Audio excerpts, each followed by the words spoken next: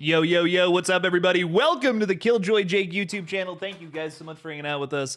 How we doing? It's been a weird couple of days, ladies and gentlemen. If you're a Scream fan, we've been teased with trailer talks. May or may not happen tomorrow. We'll be breaking down that the this why. This is how you can lose the weight the way you want. Got a little things coming through. If you're watching this on replay, by the way, make sure to like this stream and subscribe to the page. It would help quite a bit. It would be pretty dang cool. And also we'll talk. We're going to talk more about that trailer, of course. But there's been a lot of really fun news this week. Creep 2 trailer, a brand new episode of It Welcome to Derry that I loved. Really excited to break that down too. I haven't had time to review it, but lots of fun things to talk about. Lots of good things moving forward. So let's get into it. Let's break it down. We're doing a late night stream for the first time in like forever too, which is nice. It's been a while. It's been a while since we've been able to do this. Also, if you hear my fiance laughing in the other room, she is watching a video on a doctor breaking down all of the deaths in Terrifier. She's seen 2 and 3, but I don't believe she's seen 1. So she's seen a lot of those kills for the first time, which I think is really funny. So if you hear laughing in the background, that's what it is. And there we go. I love that. Brandon, how we doing, dude? Hi, Brandon. Hello. Welcome in. Thanks for talking horror with us tonight. We got Legion saying, "What's your favorite scary movie?" I love it. Like you're throwing out a whole bunch of little quotes from horror movies. "We will feast on your soul." I can't do Doug Bradley. I'm trying though. Be My Victim. I love that. Great stuff.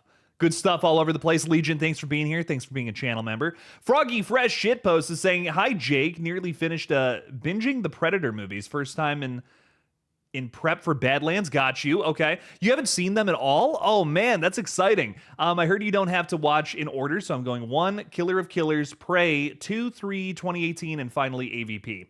That's interesting. Okay, yeah. I mean, rock on. None of them really...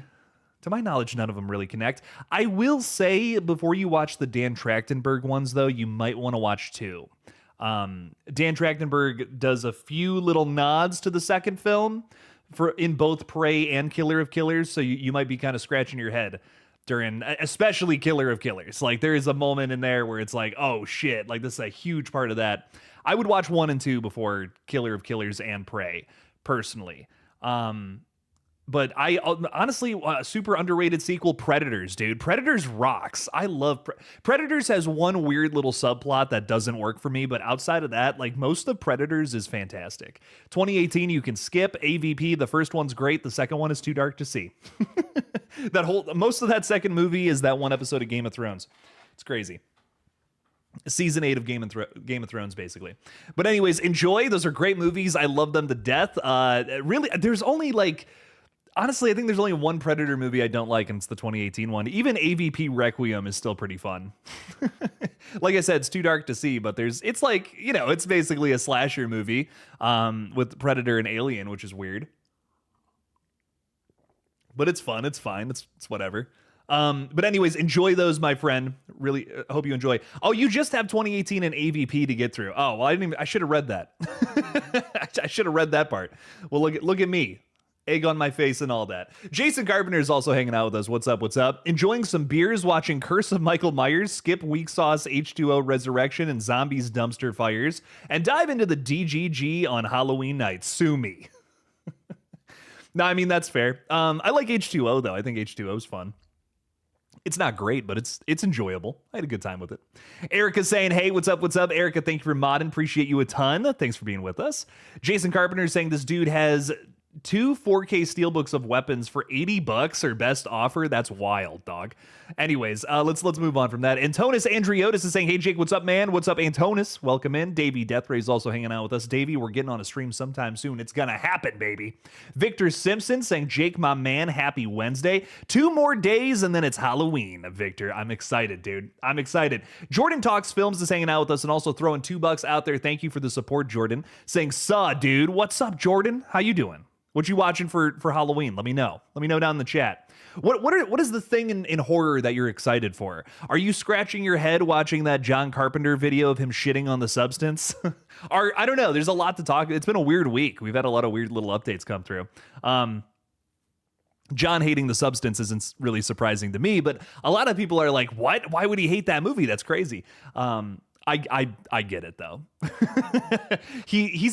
John's been a hater his whole life. He's very critical of movies, and I love that about him. He's a little curmudgeon. Gotta respect it though. I respect the master of horror, but man, do I love The Substance. I think it's great. We have Moth to a Flame also hanging out with us saying, is it Dr. Mike? What's up, Moth to a Flame? How you doing? Gory Tiger saying, what up? What's up? How's that tiger? Is it gory? It better be gory today, baby. I want to know. We got Ray here too, throwing $2 Canadian out there. Ray, greatly appreciate you saying happy Halloween Eve. Listen, it's every single day is some sort of lead up to Halloween, is how I see it on this channel.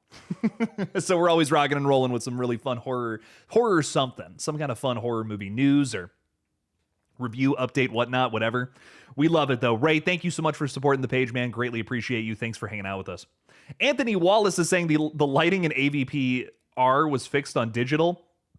On what version? Because I haven't seen that. Man, I got the Blu-ray like double feature of the first AVP and the sequel, and it's still too dark to see. But maybe there's a different cut out there that I don't know about. That would be awesome. Chris Espy is also with us saying, do you have a theory on the Creep Season 2 6th episode, Angela? Oh, I absolutely do. I'm really thinking that this is his sister. This is a family member based on that plot description, because as you may remember from the first episode or not the first episode, but the first movie in the first Creep film, he says that it's his wife, Angela, that if you recount the story, you may know where I'm going with all that. But I really think it is actually his sister. We see a shot in that new trailer where she's bringing out their first movie, the first thing that they made together, and there's like a little kissy mark on it or something. So I think she's a crazy killer too. Just like we met the mom in season 1 and she was kind of nuts. So I think this is a whole family of a whole wolf pack of killers, which is really cool. I just went through season 1 again, a few episodes of season 1 today. Man, I love this show. Everything Creep so far has been fantastic. I think that, if I'm being honest, I think season 2 is going to be even better. The plot descriptions of these episodes sound amazing. Creep Tapes has been phenomenal. Like nothing short of great. I think there are some episodes that are definitely stronger than others. Season 2 seems to be the same way. But if I'm being honest, that David Dasmalchian episode and this episode and the Saw episode, these are going to be great. These are going to be some of the best of the whole season. Really excited for that, Chris. Samantha Robinson's also hanging out with us. What's up, Samantha? Appreciate you for stopping in. Thanks for being with us. Who else we got? We got Tamala Voorhees saying, hey, Jake, I've sent you a short film I've made. Not sure if you gotten a chance to check it out. But if you do, let me know what you think. Where'd you send it to me, my friend? Because I'm woefully behind on responding to Instagram messages. So if you send it to me there, I'm trying to whittle away at that, but I've been so busy. If you send it to my email, I will absolutely see it. That's what I'll say. I check my email very frequently. That I can keep up with. Other places, it's kind of tough. I'm just hearing my fiance laugh. She has the sweetest laugh. It's just it's warming my soul. CJ Graves is saying, "What's up, Jake? I'm ready for some Scream 7 trailer on my birthday. That was a birthday surprise for me." Okay, CJ, I don't want to douse this excitement by any means. But I am worried that we might not get it tomorrow. And here's what I'll say about Scream 7 trailer. Here's what's going on, basically. I did a little short talking a bit about it, and essentially, Daniel Richtman had said that it was going to probably drop on Thursday. That was kind of his big scoop. But now we're hearing that the Stranger Things 5 trailer, I believe the final trailer, if I'm not mistaken, is going to be dropping on that day, like just in time for Halloween, essentially. So, and again, I made a short about this, and I think Scream fans are going to argue with me on this, but I just think there's more excitement for the final season of Stranger Things versus another Scream movie. And it's not like, that's not to say that Scream is lesser than Stranger Things. It's just to say that this is it. This is the finale of Stranger Things. The Duffer Brothers are leaving Netflix to go work at Paramount so they can put something on the big screen finally. Netflix is very against that, and the Duffer Brothers don't like that. That's why so many filmmakers you're seeing them depart from Netflix and getting away from that because they want to have their movies shown on the big screen across the country and the world. So, what's going on with that essentially is Stranger Things. This is going to be it. Like if Netflix decides to do anything else Stranger Things related in the future, spin-offs, anime shows or whatever, it's all going to be just who cares, because the Duffer Brothers aren't involved. They're the special sauce. I mean, the cast is also that too. And maybe they'll get some of them to return for whatever comes next, because they're probably going to try to make more Stranger Things stuff. But realistically, in terms of quality from that show, it's over after season 5. And I think a lot of fans know that. You know what I mean? So they're really excited for this. This is going to be a big event at the end of the year, probably one of the biggest horror events moving forward into the rest of the year. So, you know, what's taking priority there with the general public? It's absolutely Stranger Things. I hate to say that as a big Scream fan, but, you know, this is the finale. This is the last season. This is going to be it for Stranger Things. We are definitely getting more after Scream 7. Like, I think some people are very convinced that this is going to be the last one that wrap up the franchise, but dude, they're going to make a Scream 8, they're going to make a Scream 9, and they're probably going to make a Scream 10. I promise. Scream is way too big of a moneymaker for them to just stop. So they'll keep making more movies. I promise you that. So, but I'm pretty sure they're moving it because they don't want to compete with Stranger Things, which sucks. You know what I mean? It really does, because we all want a trailer. We all want to see something, but I guarantee you we will see it before The Running Man drops on November 14th. So next 2 weeks, without a doubt, we're seeing it. I promise. There's no way we're not. There's literally no way we're not. Jason Carpenter's throwing $2 out there. Thank you so much for the support. Greatly appreciate you. I celebrate Halloween year-round, more so in October. I love that. I love that, Jason. I'm going to be taking a little bit of a break through the first week of November here, because I really need it. Unless the Scream 7 trailer drops, then I'm back to it. I'll be running over into this room and making it happen. But that first week of November, I mean, I'm just going to be kind of chilling and having my own personal spooky season, being able to watch stuff. I've just been editing videos nonstop. It's been crazy, and I can't complain. I'm having a blast. I'm really thankful for your guys' support. Speaking of which, I just put out a gigantic video over on my new page, Jakey Retro. It's a channel dedicated to deep dive videos and just stuff that probably wouldn't do very well over here. Not to say that you guys wouldn't be interested in it, but it just seems like, you know, this page is more about updates on what's next. I want to start talking about like movies that have already come, and like movies that I want to celebrate and that I just love. You know, there's a lot of great stuff that's coming out now, but there's also a lot of great stuff behind us as well. So I want this page essentially to be that. And speaking of which, I just put out a video on Halloween 3.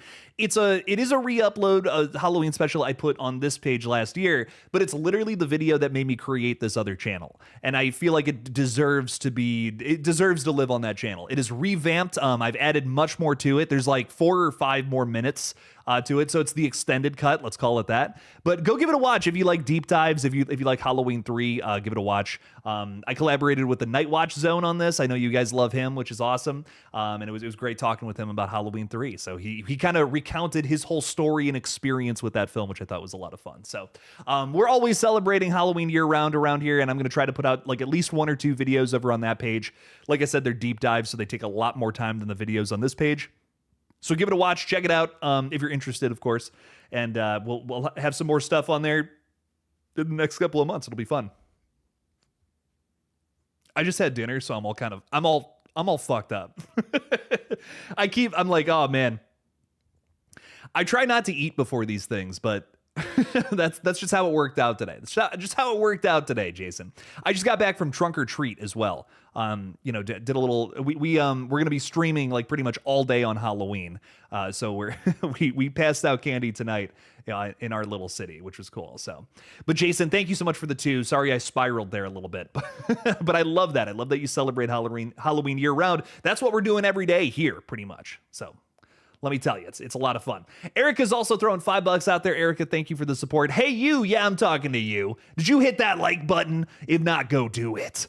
Listen, Erica will bite off your fingers. I've seen her do it, and it's ugly, man. It's brutal. Like, I mean, blood spraying everywhere, fingernails on the floor. It's horrifying. So, guys, just like the stream, just to be safe, you know, just be careful, okay? Be careful around Erica. She'll you know, kind of like a vicious rabid dog. It's terrifying. She's saying I will in the chat. I love that. Erica, thank you so much for the support. I greatly appreciate you. Try not to bite off anyone's fingers, okay? It's all right if they don't like the stream. No, I'm just messing with you. Erica, thank you for the support. Greatly appreciate you. Jason saying I could care less about Stranger Things. Our Scream fans are going to just start rebelling against Stranger Things, I think, now after all this. I think there's going to be a big revolt. It's brutal, Jason. I'm excited for Stranger Things season 5. I was not a fan of the show until like maybe season 3 or 4. That's when it really started to suck me in.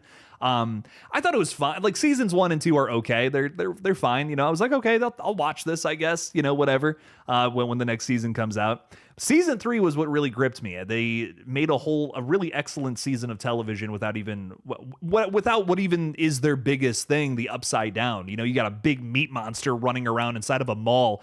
I mean, the visuals in season 3 alone sold me. That's greater than anything in seasons 1 and 2, in my opinion. Some people like 1 because it's a little more simplistic, but like for me, in terms of a television show, what season 3 and 4 were able to accomplish are just way more impressive than most Netflix shows. So I don't know. I was just way more blown away by that, you know, warts and all. None of those seasons are perfect in my opinion, but man, seasons 3 and 4, I think easily my favorites. And I'm really hoping that 5 lives up to that in some way. Finishes it strong. That would be great. Ty Lee is saying I'll probably watch Zombies H2. Okay, rock on. I like that one. There's one cut of that movie I actually like where the characters are not completely unwatchable. A little bit of actual emotion with the characters in that one, which is nice. So love that, Ty. Lots of love there, dude. ABH Ninjas is saying, hey man, how are you doing, man? I'm fantastic. It's been a while since I made it to the stream. A lot been going on recently. Well, so much love to you, my friend, and thank you for hanging out with us tonight. Glad you could be here, part of the community. You know, that's wonderful. So I'm glad you're with us, and whatever you got going on, just want you to know, lots of love. You know, lots of love back from the community here, my friend. Thank you for being with us. Cats Rule Gaming is saying, hey, Jake, I'm glad I can join your stream just now. I heard a Scream 7 trailer might, come out tomorrow right on my birthday. We got a lot of birthdays tomorrow. Happy early birthday to everybody who said that. That's not I think you and CJ Grave were also saying that. So happy early birthday, fellas. I hope so. I hope the trailer comes out, but it seems like they don't want the smoke from Stranger Things season 5, which sounds like we're getting a trailer from that first. But it will likely come out next month, is kind of my thinking. So I'm apologies there. We will see some footage soon, but I don't think it's going to be till November. And you know, let's not forget, guys. This is way earlier than when we got the trailers for both Scream 5 and Scream 6. If it were to line up with the last two films when they started their marketing, we would have to wait until the end of November. To get it any earlier than that is exactly that. It's early. Like we're getting the trailer and the marketing campaign is beginning early, which it kind of already has. We've had little like ads here and there. There's a Reese's ad going around, which you guys might have seen. I did a whole video on that a little while back. So they kind of have, you know, there's little inklings of Scream 7 marketing already, but like once that trailer drops, it's probably going to be nonstop crazy until the movie comes out. So I would rather them wait and just, you know, fulfill a really solid campaign, just like how they did with 5 and 6. We don't want them to, you know, mismarket this movie and then a Scream 4 situation comes out where they're, you know, barely making their money back, essentially. That would suck. That would mean no more Scream movies for a little while. So I would rather them just do the marketing campaign the right way, not mess this thing up, and just rock and roll with it. So we'll see. We'll see what they end up doing. I don't think it can hurt to start marketing the movie early, but I would hate for people to kind of forget about it and then they get going with the campaign again. That's not building momentum. You know what I mean? That's just kind of little spikes here and there. I think with a marketing campaign like 5 and 6, you yielded such great results because there was constant momentum. I mean, every day there was something with 5 and 6, even more so with 6. If it was a new poster, if it was like a new marketing event, a teaser, trailer, final trailer, TV spots, there was something to talk about every single day in that 3-month period leading up to Scream 6 and also 5 as well. I really hope they don't change that up for Scream 7 because that worked so well with 5 and 6. I really don't want to see them change up the marketing. I think they should stay confident in what worked with the last 2 flicks, even despite the behind the scenes drama. So that's a very big thing for me. I don't want to see them switch. Don't fix what's not broke, man. Antonis is saying, I'm waiting for Black Phone 2 to come to digital because I haven't seen it yet. When do you think that will be, Jake? Probably be a little while, probably early December, I'd imagine, because I think it's still in theaters. So maybe middle of December, early December, sometime around then.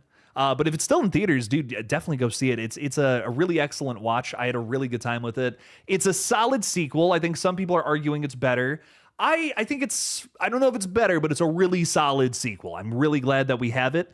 We didn't need a sequel to Black Phone 2, but I'm glad we got it. Again, it's great. It's a really fun watch. And if you're a Nightmare on Elm Street fan like me, I think you're really going to appreciate it.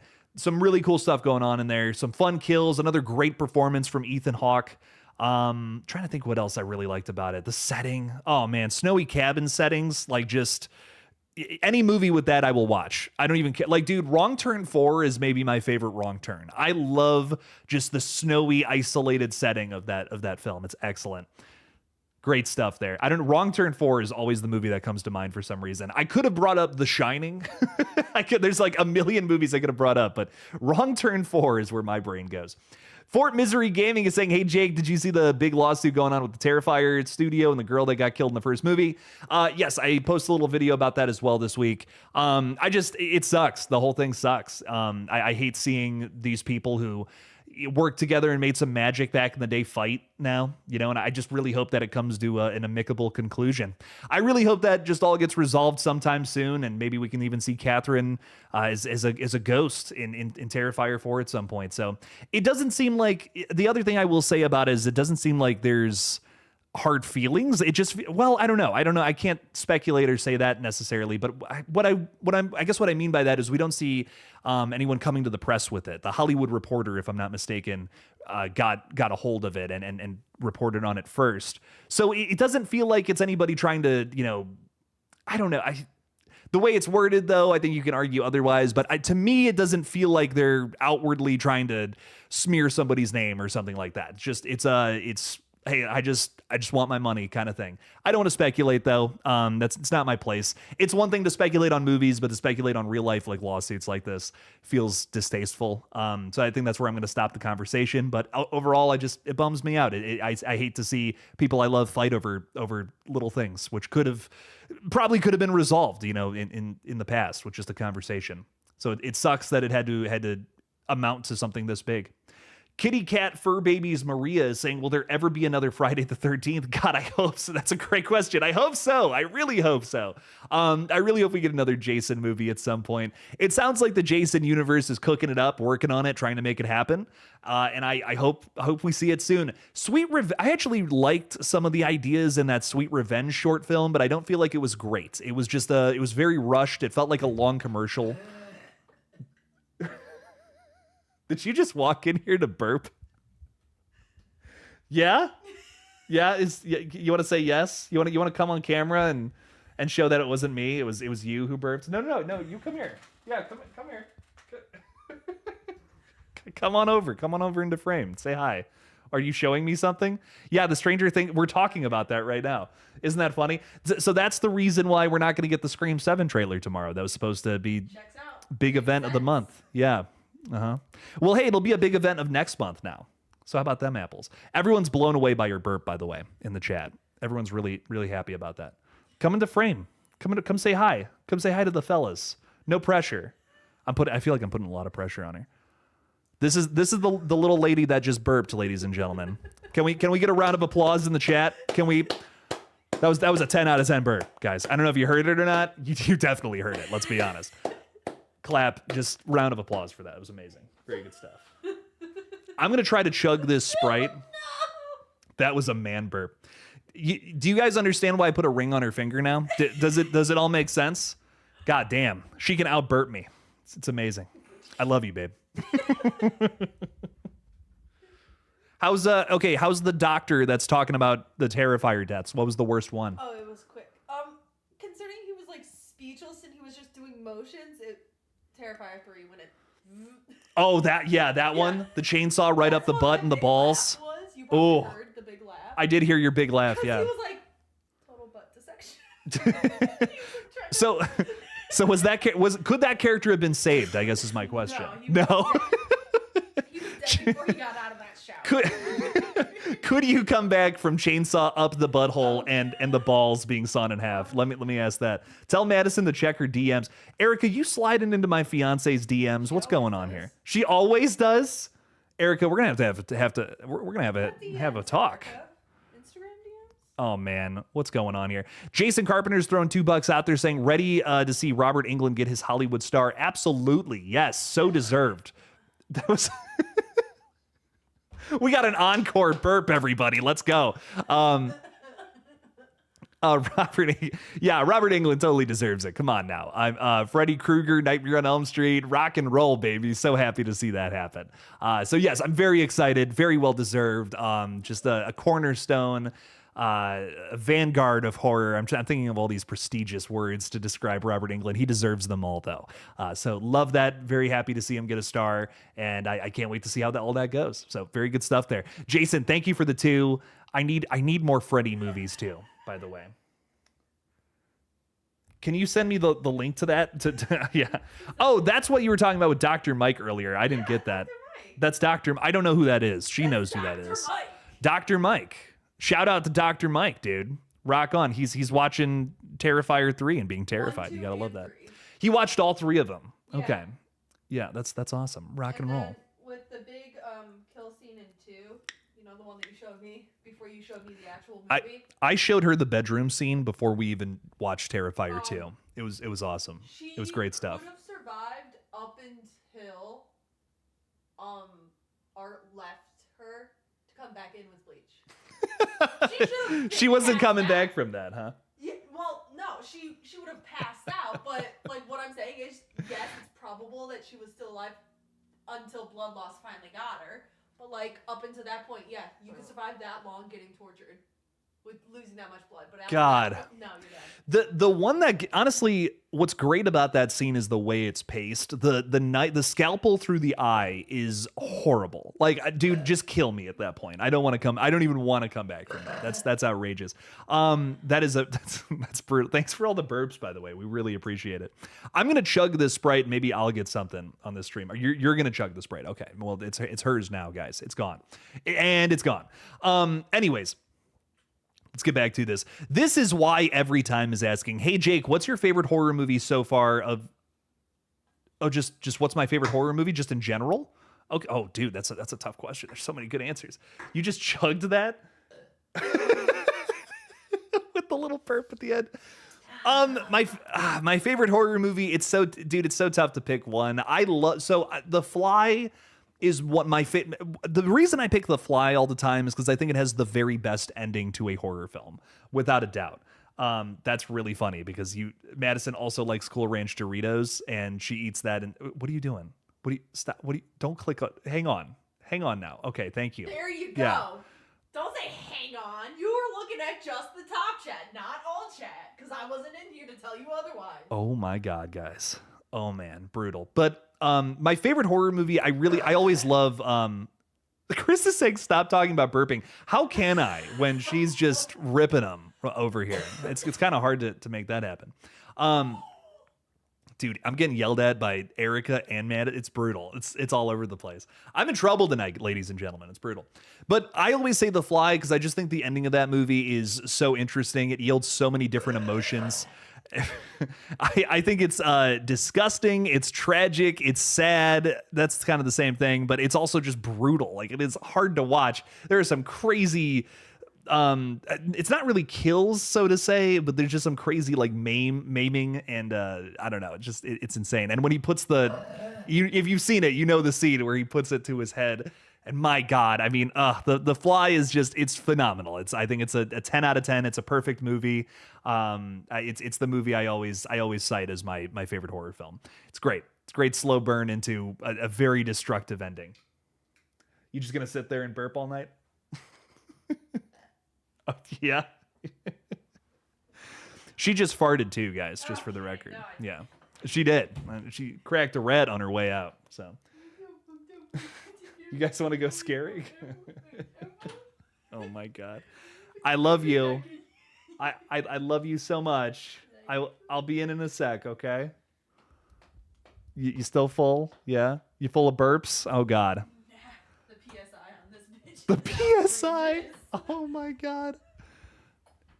My fiance, everybody. God, do I love her. Love me some burps. All right. Anyways, let's get back to it. Erica is saying, have you joined the Discord yet? Have you? Go join it. It's pretty cool. We're talking horror 24/7 in there. It's a lot of fun. Michael C., I haven't said hi to you. Final Destination is my favorite. I love Final Destination. Oh, man.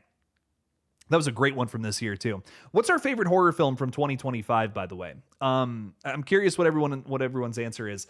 I think mine is probably Weapons. I need to rewatch it. It's definitely going to be something I'm watching. It's definitely going to be something I'm going to be watching on my little break, little week off. And I'm really excited to revisit that one. I've only seen it once, and I love Weapons. Like, it blew me away. I really think it's my absolute number one. Chris Espy is saying, did you know that I'm your evil long lost Sigma Ohio Riz great grandson? Are you now, Chris? Are you also from Ohio? Do you bounce around the corn state? Let us know. This is the bleakest state, and all we have is corn, guys. Ty is saying, I think I'll watch Halloween 5. Halloween 5? Cookie Woman? I'll watch a zombie sequel too many times. I watch it multiple times a year. Hell yeah. Zombie sequel is brutal, man. It's a lot of fun. Halloween 5, though, I don't know if I can agree on that one. That's... I bought the 4K of that one just to complete the collection at the time. They now have, 6 H2O and Resurrection in a little box set. I can't bring myself to buy that, though. I only like one of those movies. I'm sorry. Oh, man, crazy. And not even that much. Like H2O, I think is fine. It's not great. It's not bad. It's middle of the road. It's whatever. It's a watchable sequel. But I did buy Halloween 5 on 4K, and we watched, my buddy Connor and I watched it, and we're just like, dude, I forgot about this one. This one's bad. this one's wild. The Cookie Woman scene, we had to pause, and I rewound it maybe 5 or 6 times. Like, it's burned in my brain. Man, it's wild. Cookie Woman. I'll never forget that for the rest of my life. Just 10 out of 10. So good. Kitty Cat Fur Babies Maria is saying Final Destination Bloodlines is mine. Great choice. I think maybe the best Final Destination film, if I'm being honest. The more I've come back to it a few times now. I bought that one immediately on 4K. That is easily a top 10 of the year for me, without a doubt. If you're going to do a sequel that tops the original, which in my opinion, that one does, it's going to be in my top 10 of the year. That blew my mind. Final Destination Bloodlines, major banger. I absolutely loved it. I'm seeing a few people say Final Destination. This is why every time. Jordan Curley saying Black Phone 2, it surpassed Final Destination Bloodlines. Rock on, dude. Black Phone 2 was fun. I'm glad you liked it. That's great. I'm glad that's number one, dude. Jason has seen Weapons at least 10 times. I'm doing the rewatch here very soon. The one time I've seen it, it just blew my mind. I have not stopped thinking about it since I saw it. I think it's really just one of those movies that, like maybe like The Shining or The Thing, 20 years from now, we're still going to be talking about it. I think it's going to have a huge impact on horror moving forward, have a lot of influence. I think that Gladys is an instant icon. And guys, if you haven't seen it yet, watch it on HBO. It's so good. It's just phenomenal. Speed Hunter is saying Weapons as well. Very good stuff. Weapons from Dave Sim. Weapons from Victor Simpson. Haven't seen Black Phone 2 yet, says Kitty Cat Fur Babies Maria. See it. It's in theaters right now still. Recommend seeing it in the theater. It's a really fun one to watch. I don't know. I don't want to say too much about it if you haven't seen it. If you like Nightmare on Elm Street, I think you're going to love this film. I think there's a lot to love here. So Marley Kai also with us saying, hey, Jake, have you watched The Truman Show? Yes, I think The Truman Show is one of the best movies ever made. I will die on that hill. I think it is Jim Carrey's best movie by far, without a doubt. That's another perfect movie. I think that is nothing. I would not change a frame. I would not change a moment of that entire film. It's just, there's a few movies that I just think are perfect, and that is one of them. That is a 10 out of 10 movie. There's nothing about it I would change. I love it. I think The Truman Show is phenomenal. It's timeless too. I feel like it's something that we can still relate to even here in 2025. I think 40 years from now, we'll still be able to relate to The Truman Show. It's amazing. I truly think it's one of the greatest movies ever made. Really interesting that you bring that up too. It's awesome. I've been thinking about Jim Carrey all week because we had that quote come out from Chuck Russell talking about how he would love to see Jim Carrey play Freddy Krueger. And I'm just like, I would love, man, if it was like 10 years ago, I would love to see that. Oh my God. when he was kind of, when comedies were kind of dying out in Hollywood, he kind of was like trying to pivot. And it would have been so cool if he like went into horror and decided to do like Freddy Krueger then. That would have been great. It's the same problem with Robert Englund. He's old and he does not like getting into into suits and latex and all that stuff. I mean, I don't know if you guys have ever heard the story of, when he was playing the Grinch and how they had to get like a guy, somebody like, it was like, correct me if I'm wrong, but how I'm remembering it, it was like somebody from the FBI who like would talk to people about training them on how to get tortured. This guy was working with Jim Carrey because he had to be in this suit that was incredibly hot for multiple hours on end. That's insane. That's crazy. So I know he doesn't want to go through that again. It's a lot being in all that those prosthetics and latex and it's hot, it's sticky, it's not fun. So I don't know if 60-year-old Jim Carrey feels like he's got to prove something like that. CIA training, thank you, Ray. I don't know about all that stuff. I'm a horror guy. I don't know that. I don't know that kind of thing. I got nothing there. But anyways, yeah, I don't know if Jim Carrey will ever do it. Again, if it was 10, 15 years ago, different story. But I think we got to get a young guy to do it. Someone who has something to prove still. Jim Carrey is absolutely not that guy. He's proved himself all right. He's made plenty of movies all over the place too. If you just know him from his comedies, watch The Truman Show. Watch The Truman Show. It's one of the best movies ever made. It's fantastic. Eric is throwing $2 out there saying 27 minutes left to hit the goal. Only need 4 more. Thank you so much, Erica. Greatly appreciate that. Maybe we can do it and then we'll talk horror for another hour. It'd be pretty cool. Froggy Fresh Shitpost is saying, I feel like a stream or series of streams going through viewers' letterbox profiles could be fun. Love seeing the creators I watch judge their fans' tastes. I would love to do that. That would be really fun. You know what? Maybe in the Discord we'll have people like send me them. And then maybe I can do like a video. That feels like a better format for like a 20, 30 minute long video or something. Let me know. If you guys are interested in doing that. Maybe y'all can send me your craziest takes on different movies and stuff, and I'll react to them.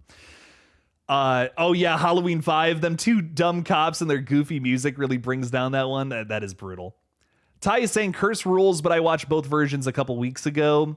Curse, I'm on the fence with how I feel about it. There's some ideas in there that I think are really cool. I love seeing Paul Rudd in a Halloween movie. That's crazy. Him steal the whole scene of him stealing a baby is wild. Curse, I like it, but there's not enough. It's the same problem I have with Halloween Ends. There's just not enough. There's not enough Michael. There's not enough of him in there. It's a whole story about Michael, and he's hardly in it. I don't know. I'm kind of I'm on the fence with how I feel about it. I think it's a better idea than Halloween Ends. I'll say that about it for sure. I would rank Curse higher than Ends. But I don't know if I love it. I like it. I don't love it. It's kind of where I'm at with Curse. It's an incomplete movie. I mean, in both cuts, I feel like there's something missing, which is another problem. So I don't know. There's a lot that you can there's a lot I could do to dive into that one, but it's a weird one. Princess Allison Sweat Winter, this is a great question. Do you know when the Soulmate trailer is coming out? We should have gotten it already. Usually October is when we get all the trailers for our January movies. I'm really shocked we haven't seen anything from this yet. I'm actually especially shocked we didn't see it in front of Black Phone 2. We didn't get a trailer for that in front of Black Phone 2. I'm really beyond shocked. This is Blumhouse's next big release, and after Megan 2.0 shit the bed, you would think they'd want to market the hell out of Soulmate. So I actually feel like it was a bit of a missed opportunity that they didn't premiere the Soulmate trailer with Black Phone 2, considering how big of a box office success it's been. If you guys haven't been following it, Blumhouse has had a rough year, man. They've had some big bombs. They've had a lot of stinkers at the box office, and Black Phone 2 is kind of saving them. Well, no, I'm wrong. I forgot. Hang on. I'm totally wrong here, guys. Five Nights at Freddy's 2 is coming out in like a month. They're going to put that's why we haven't seen the Soulmate trailer yet. That's why. We're going to get the Soulmate trailer in December. I bet my bottom dollar on it. They're going to put the Soulmate trailer in front of Five Nights at Freddy's 2, and everyone's going to be talking about it. Yep, that's what's happening. They're going to do a very quick marketing campaign with it too, because it's a risky film, right? Megan 2.0, people were not hot about that one. They did not really care for that movie. And I think they're worried that, Megan's not going to not going to bounce back. I think they do want this to hit though, so that they can make a Megan 3. Jason Blum has already expressed interest in wanting to apply Megan to more, movies in the future. She's kind of an icon. Love it or hate that. She is a bit of an icon. She's very recognizable, and Jason Blum doesn't want to lose that. You know what I mean? This is a character that we definitely want to see more from. So, but we'll see what's up with all that. I could talk on and on and on about that, but I really, Five Nights at Freddy's 2. That's where we're gonna get that trailer. I totally forgot they got another big release this year. Almost forgot about that movie, man. Jason Carpenter's throwing $2 out there saying, Jake, you got to see that Black Phone 2 Steelbook. You might have sent it to me. Somebody sent it to me. Hang on now. I want to look this up. Black Phone 2 Steelbook. I don't even own the first Black Phone, which is a problem, man. I got to get both of these. Ooh, oh man, that's crisp, baby. Oh man, that is crisp. I want to put that on screen, but here, do I have a little thing? Here, we'll do this. Look at that, baby. Can I click on the picture? Look at how gorgeous that is. Oh man.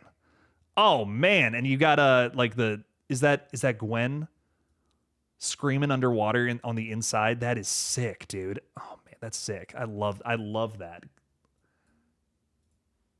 Nice, dude. I'm very much so vibing with that. That is sick as fuck. Very cool, very cool. I want to get that. Okay, anyways, let's move on here. We got Jonathan Exler throwing 2 out there saying Glenn Howerton Freddy. Thank you. Somebody is saying it. Somebody's throwing it out there, baby. Let's rock and roll. Love that. Glenn Howerton, make him Freddy, baby. Let's do that. I want to see that. I want to see that happen so bad. Hollywood Guy, I just saw your super chat. I'm so sorry. I totally missed that, my friend. I'm going back to it right now. Let me get through these and then we're going back. Glenn Howerton, Freddy. Jonathan, yes. I want to see Glenn Howerton do it. This is Dennis Reynolds from Always Sunny in Philadelphia. He has that unhinged creepiness about him, but he's also very funny too. And I feel like these are 2 very big properties. Darkly funny. These are 2 big things I want to see from Freddy. I think the Dennis Reynolds version of Freddy would totally work. So Glenn Howerton's my number 1 choice. I agree, Jonathan. Would love to see that happen. And then you said another one and another one. You made us hit our goal. So thank you so much, Jonathan. Greatly appreciate all those super chats. Thank you for the support, my friend. You are far too kind. And we will be going for another hour. Appreciate you a ton. Thank you. Hollywood Guy, I'm so sorry. I don't know how I missed this. I've been listening to burps. All the burps in this room, I think, just clouded my brain. But anyways, Hollywood Guy's been a member for 28 months. You are so kind, my guy. Thank you. Jake, what's up? Hey, did you read the cryptic message that Matthew Lillard said about he is not sure that the movie will work? Cryptic message. I do remember... I remember in an interview that he was saying that he hopes that he would bring justice to the character of Stu by returning. I don't remember a cryptic mess. I might have missed this. I don't remember all that. I do remember him talking a little bit about being worried that his performance didn't land. That's negative. More so, he was worried that Kim coming back as Stu might ruin the legacy of the character. So I do remember that. If there was something new, I might have missed that though. I've been going and going. I'm very burnt out. I'm gonna be honest, guys. I hate even admitting that. I think it sucks. But it's been 3 months of just nonstop video making, and I have a whole short film that just got completed that's going out on Friday. It's been nonstop. Which, by the way, guys, I don't mean to gloat or anything, but I am really happy about this, and I do want to bring it up. Our short film, which we submitted for a 48-hour film festival, got 15 award nominations, which I'm unbelievably thankful for. I think that is super wonderful, and I'm very proud of everybody that worked on that short. So we've had a very busy, very productive Halloween season across the last 3 months. This fall has been insane. And I just want to thank you guys all a ton. It's been a lot of fun. But anyways, Hollywood Guy, thank you for the 5. I'm so sorry I missed your anniversary chat. That's my bad. Really, major apologies there. And you're also saying, no, you're right. He was worried about how Stu turned out. in the movie, and you should do a collab with your fiance and talk horror. I would love to. She's her and I feel have very different tastes with horror movies, but there's a few things that we're like, hell yeah, about. Big thing is found footage movies. We both love found footage. And she's actually shown me a few found footage movies that I missed that I really liked. One of her favorites is Phoenix Forgotten, which Ridley Scott produces, who of course is the director of Alien.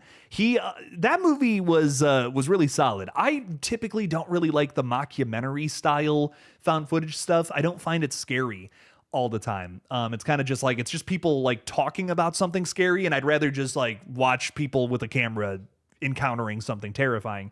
But in this case, it works because you have a bunch of people like hyping up what is the back half of this film, where it's that you get it's like half of it is mockumentary, half of it is people running around getting attacked by something. I won't say what, but man, really cool movie. Like I enjoyed it quite a bit. The way that was structured, like hyped up the ending a lot more, and in my opinion, made it scarier. So it was like, oh, that's how you do it, dude. That's how we rock and roll. But I would love she's not much, she's kind of come onto the gaming channel, but I don't know if she would really want to talk horror movies online, I guess. But if you want to see her and I kind of like interact, we're playing games over on GullGotha together, which is a lot of fun.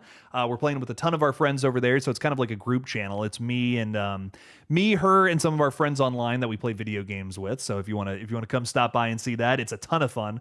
We're playing this game called RV There Yet right now, where we're trying to get through like this national park in an RV, but it is like the world's worst national park. It's all over the place. We just got ourselves out of a cave in the last stream that we did, and it was a lot of screaming and and frustration, but it was fun. It was a very good time. Definitely give it a watch. Definitely check it out. A lot of fun stuff going on over there.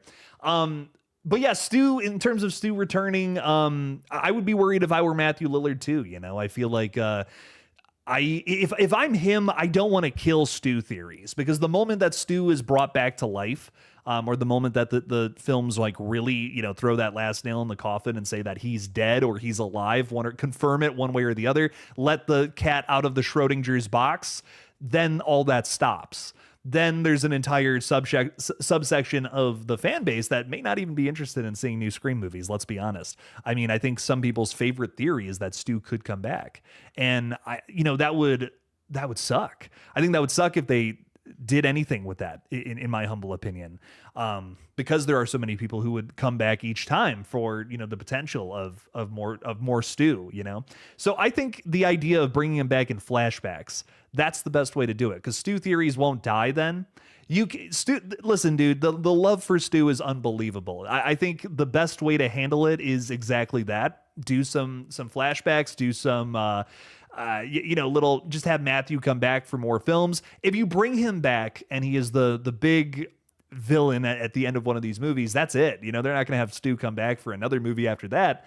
Or maybe they will, I don't know. But I feel like at a certain point, it's like, okay, we get it. Oh my God. So I feel like what they got to do is just have little appearances from him where he pops in. I mean, they've been doing that in Scream 5. Matthew Lillard is the character with the silver ghost face mask with the flamethrower. That's him. Like, I don't know if you guys knew that or not, but that's Matthew Lillard running around. They filmed that in his backyard apparently, which is wonderful. And little cameos and Easter eggs like that's exciting to fans. So I don't know. For me, it's like, I don't think you need to bring these characters back, but they can always be a part of the franchise moving forward. That's kind of how I see it. Matthew Lillard and Drew Barrymore is even a part of Scream 5 in a couple of moments. So there's a lot of things like that where I feel like we can keep these characters alive in some way, somehow. So Hollywood Guy, thank you for the 5, though. I greatly appreciate your support. And again, I'm so sorry I missed that chat earlier. That's my bad. Gina's saying there's a load of crap on the internet. Tyler Knight and have videos up. Jake, there's a load of crap. What? Huh? What's going on, guys? Is something happening? Oh my God, wait, what's going on?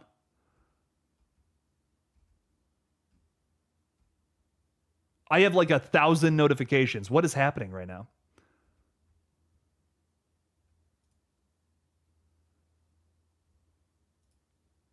I can't find it. What do you mean there's a load of crap on the internet? Why do I have so many notifications? What's happening? Did the Scream 7 trailer drop? If it did, I swear to God, I'm going to lose my mind. I'm not seeing anything. Ah, you scared me. You scared me. I freaked out. I don't know what's going on. Okay, I don't know what's going on. I think Gina's just making fun of me. About what Matthew said, send links, Gina. Yeah, send me a link. What did Matthew say something? Matthew said something new? I don't... God, I haven't seen anything about that. I've been, the last couple hours I've been busy. I was handing out candy during a trunk or treat event, so I wasn't really on my phone. Is there a leak? Is that what I'm seeing in the chat? Was there a spoiler leak for Scream 7? That's again, if there's any spoilers, guys, let's not talk about that on here. I've been very adamant to say no spoilers for movies that haven't even come out yet. That's no fun. Nightmare Files, thanks for hanging out with us. Proud of you, man. Appreciate that. Thank you. Really excited for you guys to see the short on Friday, by the way. It's dropping on the production channel this on Halloween, which is really cool. Villain Killin' Dylan, I did talk a little bit about the Terrifier lawsuit earlier. I think it just sucks. It bums me out. I will make the note that Catherine Corcoran did not make this public. This was a THR article that was published about it, and they discovered it. So this was not something that was, it seemed like on either sides, was something that wanted to be made public. So I don't think there was any bad blood. It's just people wanting, things to be met, certain things to be met. I don't really want to speculate on, a lawsuit. I feel like that's like kind of different than speculating on a, like a movie or something. It's just two totally different worlds. What I'll say is that if that was in her agreement, then yeah, I feel like that's got to be upheld. I think she's a very big part of this. I think she's a very big part of this franchise, even still to this day, still doing things to promote Terrifier. And I just want to make sure that, I just hope everybody hopefully we can come to an amicable conclusion where everybody's just happy at the end of the day. And, certain agreements are met and all that fun stuff. I don't know. I just really hope that it feels like my horror mom. I said this in a video, but it feels like my horror mom and dad are fighting and I'm just in the other room listening to it. I feel bad. I'm just like, oh man, I love both of these people. I don't want to, I hate seeing people like this fight. That bums me out. So, it does suck. The whole thing does suck. Villain Killin' Dylan. So Hollywood Guy is saying, thanks for the 2. He's saying he was saying Scream 7 is too violent. He was saying that Scream 6 was too violent. Which was wild. Here's my thing though. Of course, Matthew Lillard hates Scream 6. Scream 6 was the movie that tried to do everything it could to disprove that Stu was alive. If I were Matthew Lillard, I would hate that film too. I honestly think that's why he didn't like it. I don't know. For me, first time I was really terrified by Ghostface. I've been very honest about this before in the past. Ghostface doesn't really scare me. I think it's a really cool villain. It's a great design. I don't know if I've ever really been scared by a Ghostface killer, but before in The Mask. You know what I mean? In The Mask, in the costume. There's been some performances that have been really creepy once the mask has come off from our human characters underneath. But Scream 5 and Scream 6 and Scream 4, I'll put Scream 4 into this one too. These movies are the first time I feel like the Ghostface was really like genuinely scary. Like where I'm like, oh my God, that's vicious, dude. Like, fuck this guy. This guy's a contender. He's up there. So I don't know. I Scream slasher movies being too violent. I disagree. I don't think, I think slasher movies should strive to be more violent as they go on. Randy even said it himself, if the sequel doesn't top what came before in some way, and maybe that's increasing the violence, then, what are you doing? Is that a step backwards? I think I would argue yes. I think that I would argue it is a step backwards. So I don't know. If Scream 7 is less violent than what came before, I'm going to be disappointed. And as I think many other people will be. It's a slasher movie at the end of the day. I don't, what do you want from it?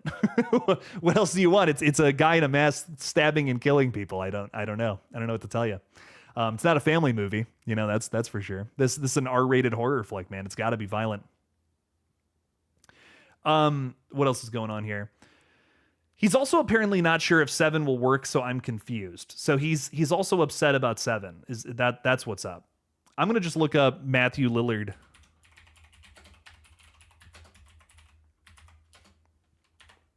Matthew Lillard, Scream 7. Oh. There is an update about David Arquette. David Arquette just had, I think he just had a new interview where he's talking about what his role is here in Scream 7. Here's a new quote from David Arquette talking about Scream 7, though. I was really excited to work with Kevin Williamson again. I mean, he's the writer of Scream. He's directing this one. It's a really great 360 moment. I can't really say too much about the movie, but I was really excited to work with Kevin. We've had such a history, and he wrote the original and created this entire world, and he just knows it better than anyone. Quote continues, I think Scream really understood something ahead of its time. I knew that fan culture was the future. It was ahead of the curve, a horror movie that had a self-referential element. It balanced horror and comedy in a way that hadn't been done before. So he's not really talking any more about, I want to know what his role is in this. It's got to be some sort of, it's got to feel like it's got to be some sort of flashback, right? That's got to be what it is. But that's, yeah, I don't know. He's kind of just, he's beating around the question is what's happening there. I will definitely be talking about that in a new video tomorrow if we don't get a trailer. So gonna make sure that's in there. So I see that. Matthew Lillard. So are you guys saying that Fate and Night have videos up about this? Is that what's up?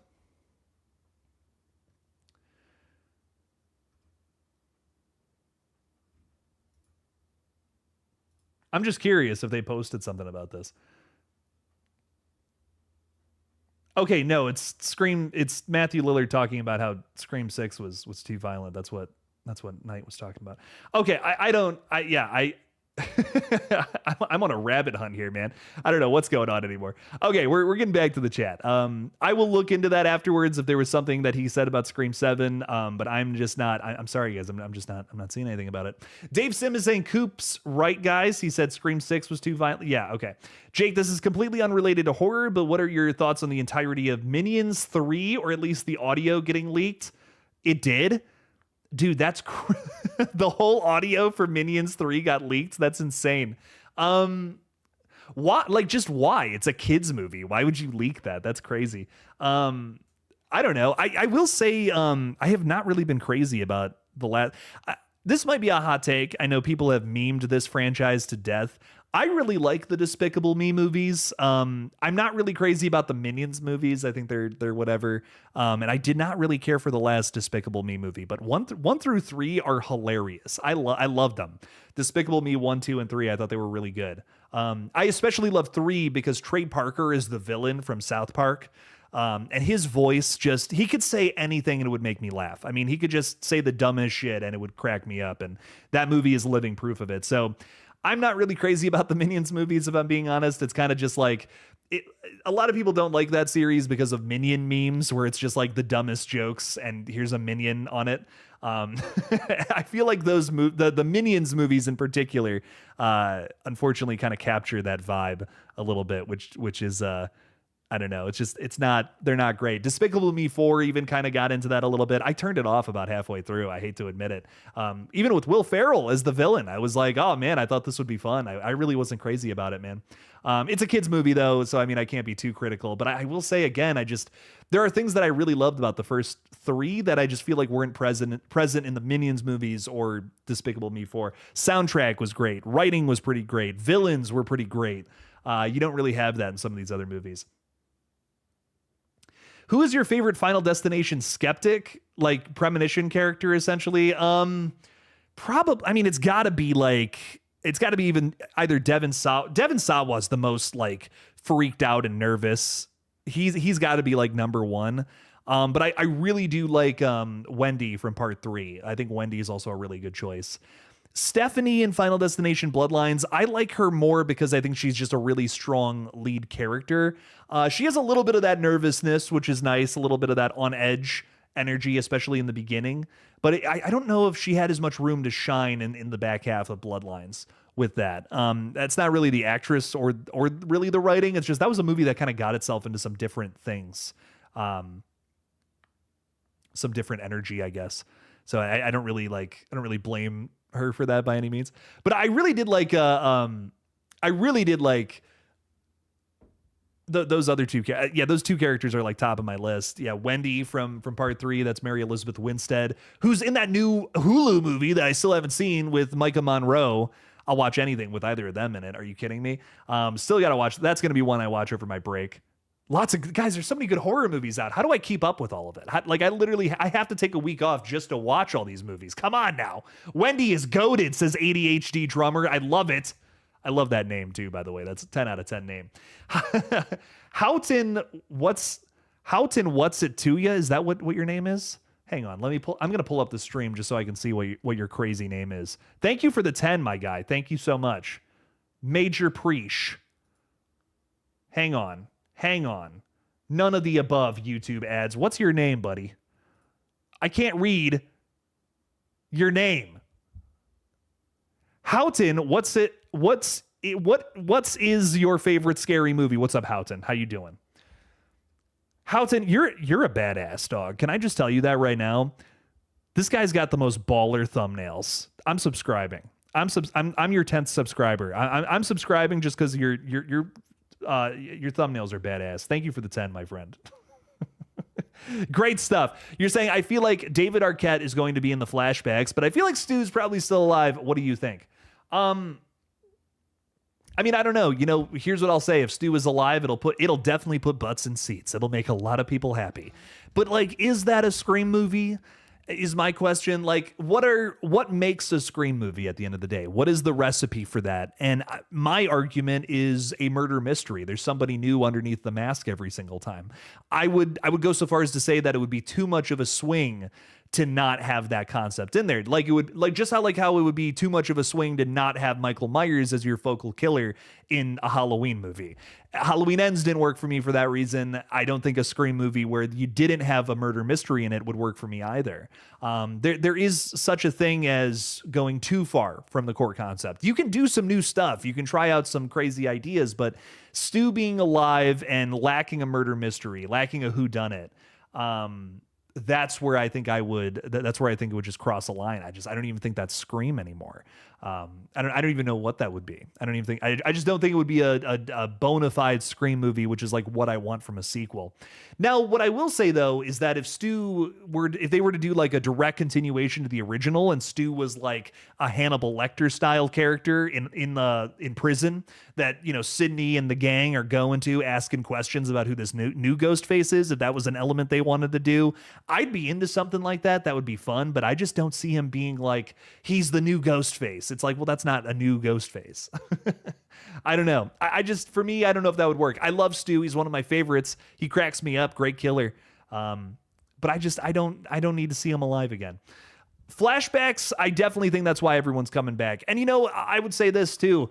I would put my bias aside if it was just Matthew Lillard confirmed to return for Scream 7. I'd be like, okay, well, Matthew's probably back as Stu. Stu is alive. But honestly, because we have David Arquette, because we have Scott Foley and Matthew Lillard all returning, and I'm seeing people throw this one out there too, they're also saying that, you know, there's rumors that Jill Roberts will appear in flashbacks somehow, some way. I don't know if that's true or not, but somehow maybe these people are gonna be back in the film in one way, shape, or another. Are all these characters alive? No, probably not. It's probably flashbacks, or they're doing something to, you know, mimic these characters. I don't know.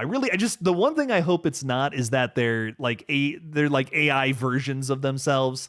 I am down for Scream to comment on AI. It is a problem, and especially in the movie industry. And so if they want to, you know, wipe their butts with with AI stuff, cool. You know, if they want to show the villains using AI technology, I'm all about it. But if that's the only reason you're bringing back Matthew Lillard, David Arquette, Scott Foley for voice lines, and you're going to announce that they're in the movie, that's unbelievably disappointing in my opinion. Like, this is where I side with the Stu Train folks. right here is that if Matthew Lillard does not physically appear in this film as Stu in one way, shape, or the other, I'm going to be more mad than anything, dude. Fuck that. Do not announce that Matthew Lillard is in your film and then not have him show up in some way as Stu. Are you kidding me? I don't know, man. That's crazy. Like, I would actually rather him come back and be alive than for him to just be like an AI voice or something. Like, dude, that sucks. Are you like, no, come on. That's crazy to me. So it's got to be flashbacks. It's got to be flashbacks. I want to see Stu Macher on my screen in some way, shape, or form. Matthew Lillard is back. He's got to play Matthew. He's got to play Stu. It's New Nightmare Scream actually now. No, I'm kidding. But I'm very much so. Even though I'm very against the Stu Train thing, he better not just be a fucking voice. He better not have just gone into the booth and done some lines as Stu. That's cheap is what that is. That's clickbait for the theaters. Are you kidding me? Like, no, that would make me so mad. So I feel like I'm with you. I think it's probably got to be flashbacks. And I'd rather see Stu be alive than for him to just come back and do voice lines. That's crazy, man. Crazy stuff. We had a lot of chats come through during that whole rant. I'm curious what everyone thinks. But dude, thank you for the 10. Greatly appreciate your support, Houghton. So much love. Raggedy Man is saying, what if Stu is in a coma and Sydney must get DNA from 5 different dinosaurs to wake him? You know what? That would work for me. You're right, Raggedy Man. That would... It's... right? It's Jurassic Park now. There we go. I love that. Marley Kai is saying, Jake, what if Damien Leone directed a giant monster movie? How would that work?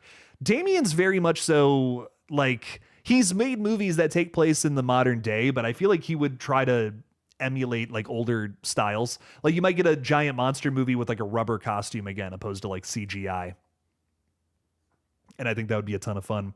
I'm so nostalgic for like old school Godzilla movies. I watched a lot of those as a kid. I kind of weirdly prefer the rubber costumes versus the CGI ones. I don't know. Maybe I'm crazy, but it's a vibe, man. There's something to it. Yo, Doshi is also with us in the chat. What's going on? Hi, I was thinking, what if they bring Dewey back alive? By the way, hi. Hi, Doshi. How you doing? And the body bag we saw in Scream 5 was actually a cop that was also killed in the hospital. But wouldn't that kind of devalue that whole scene if he was alive? And also, how did Gale not know that Dewey was alive in Scream 6?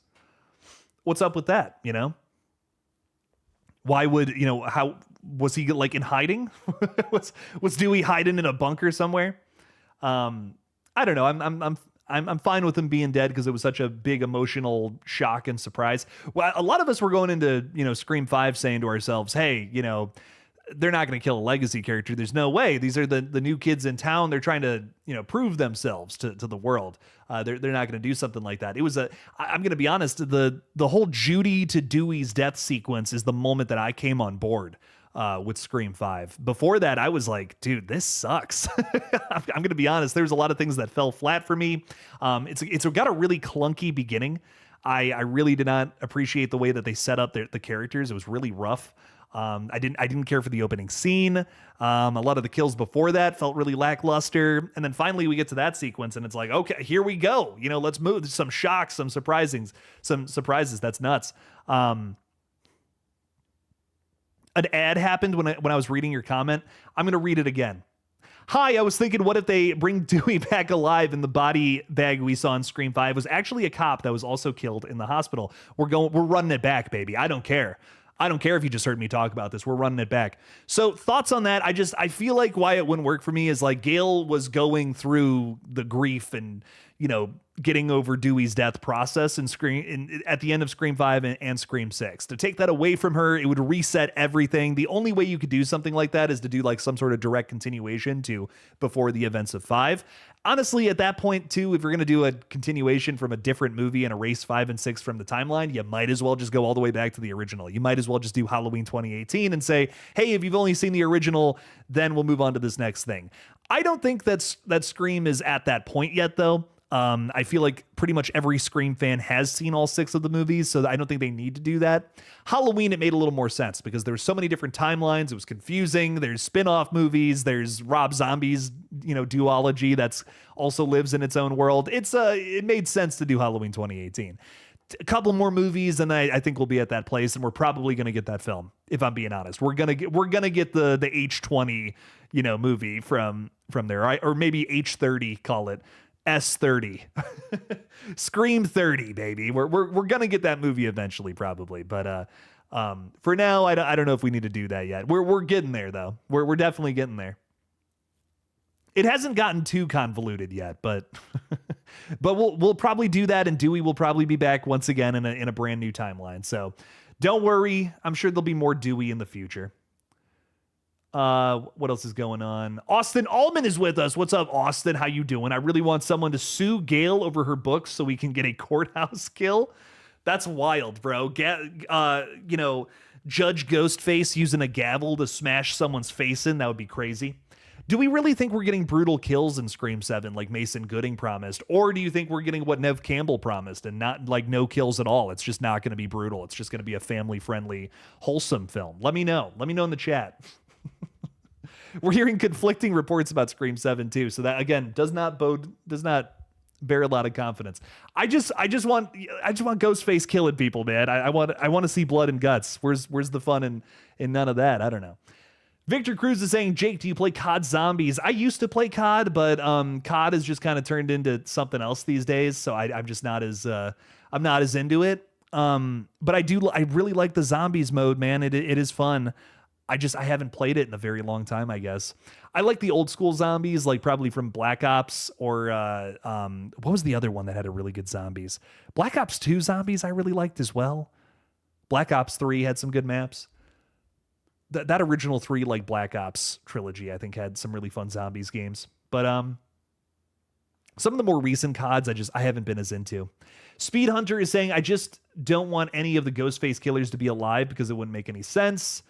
Well, I also kind of like the episodic feel of Scream. I like that we're getting a new person each time that's our killer, and they have a new reason to be doing it. It makes every single movie stand out, and it can be something completely on its own, something totally different.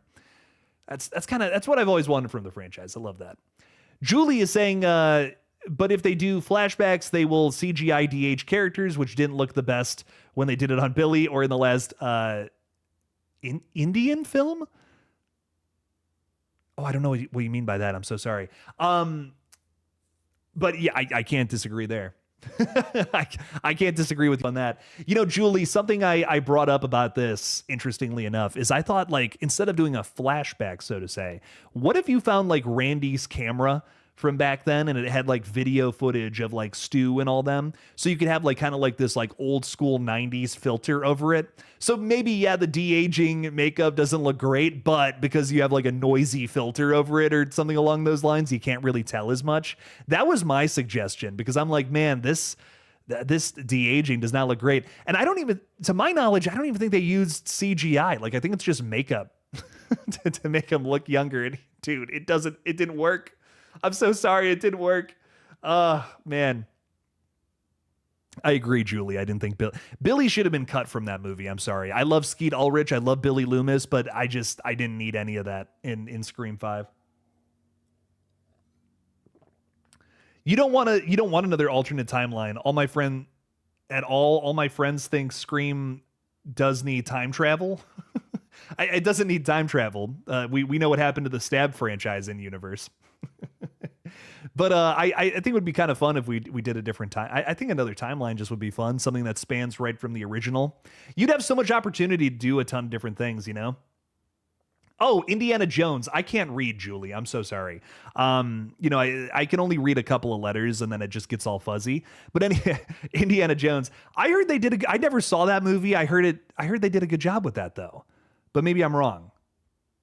Wait, let me read your original chat though. Or in the last. Okay, no, you did not like how it was handled in Indiana Jones.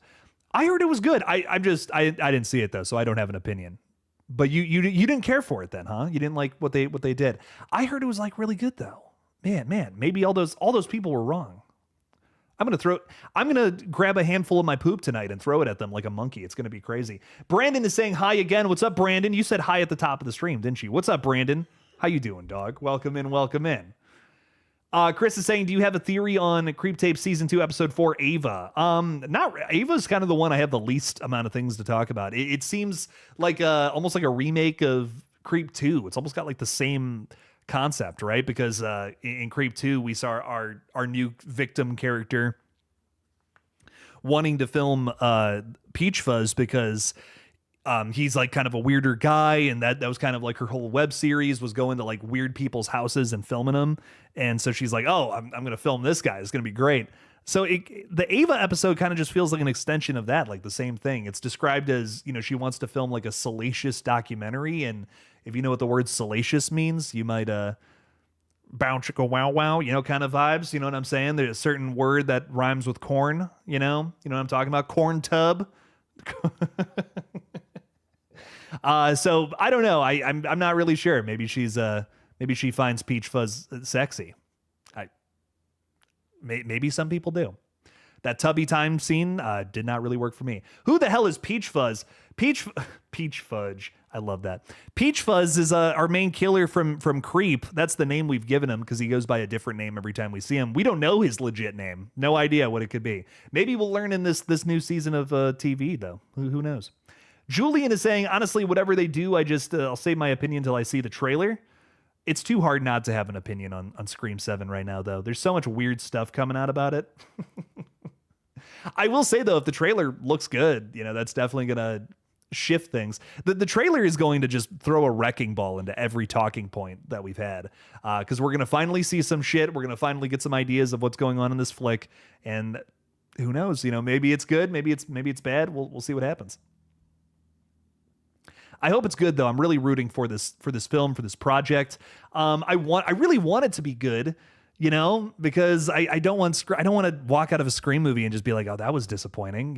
Like that would bum me out. So far, I like all 6 of the movies. I really like all these flicks, and even with their problems, I think Screams 5 and 6, I think were great additions to the franchise. I think they're a lot of fun. They're not perfect movies, but I don't really think any of the sequels are perfect either. The only one that's a 10 out of 10 is the original, in my humble opinion.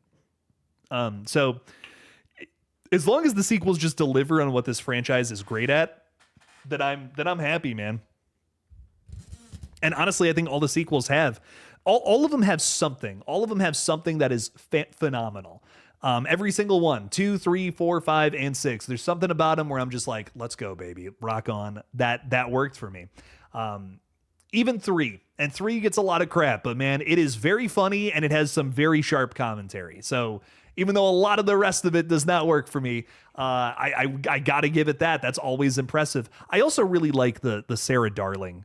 That whole sequence with Sarah Darling getting killed, that's great. That's a really good sequence in that movie. Really enjoyed that. Really fun, really meta, really cool stuff in 3. I give 3 a lot of shit, but I do like it. I do really enjoy Scream 3. It's fun. So is the Scream 7 trailer coming on Thursday or not? I'm confused. It sounds like it's probably not. I don't think they want the smoke from the Stranger Things 5 trailer. I don't think you guys, I think Scream fans hate hearing this, but I really do believe that just it's going to give it competition, and Scream 7 doesn't want that. Here's the thing.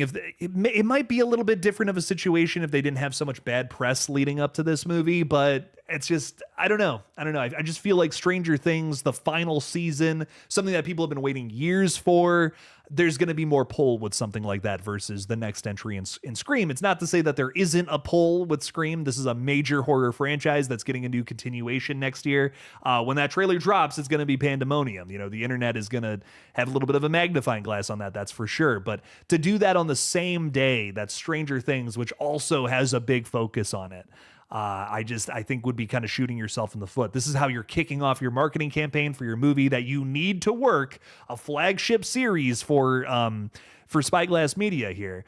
They don't want to, risk fucking that up. And I think it's a good move to not release it the same day as a Stranger Things trailer. So we'll see what happens tomorrow, though. I'm covering something tomorrow, some kind of trailer. I don't know what yet, but I actually rested up today because I'm like, all this shit is happening tomorrow. We're going to see what's going on. And I'm just excited to talk about some new trailer. We'll see what's up.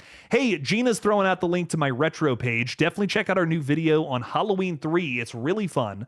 And guys, if you like Halloween 3, it is a banging video. It is a love letter to that film, which I like so much. It's a great Halloween horror movie as well. Great one to put on during this time of year. Go subscribe to Jakey Retro if you're interested in watching deep dive content, which is a little different than the more conversational stuff that we do over here. Eric from the Bearded Entertainment is with us saying, what's up, party people? What is up, Eric? How we doing, man? I'm going to see you on Saturday. I'm really excited.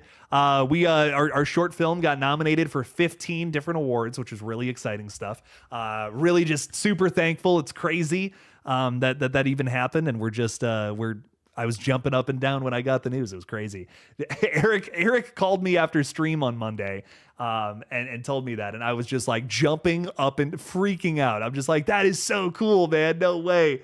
So I'm super pumped, man. Super excited for Saturday, see how it all shakes out. And I'm beyond honored, beyond honored about all that. So can't wait for you guys to see the short film as well. It's dropping on Friday. Channel members can watch it right now.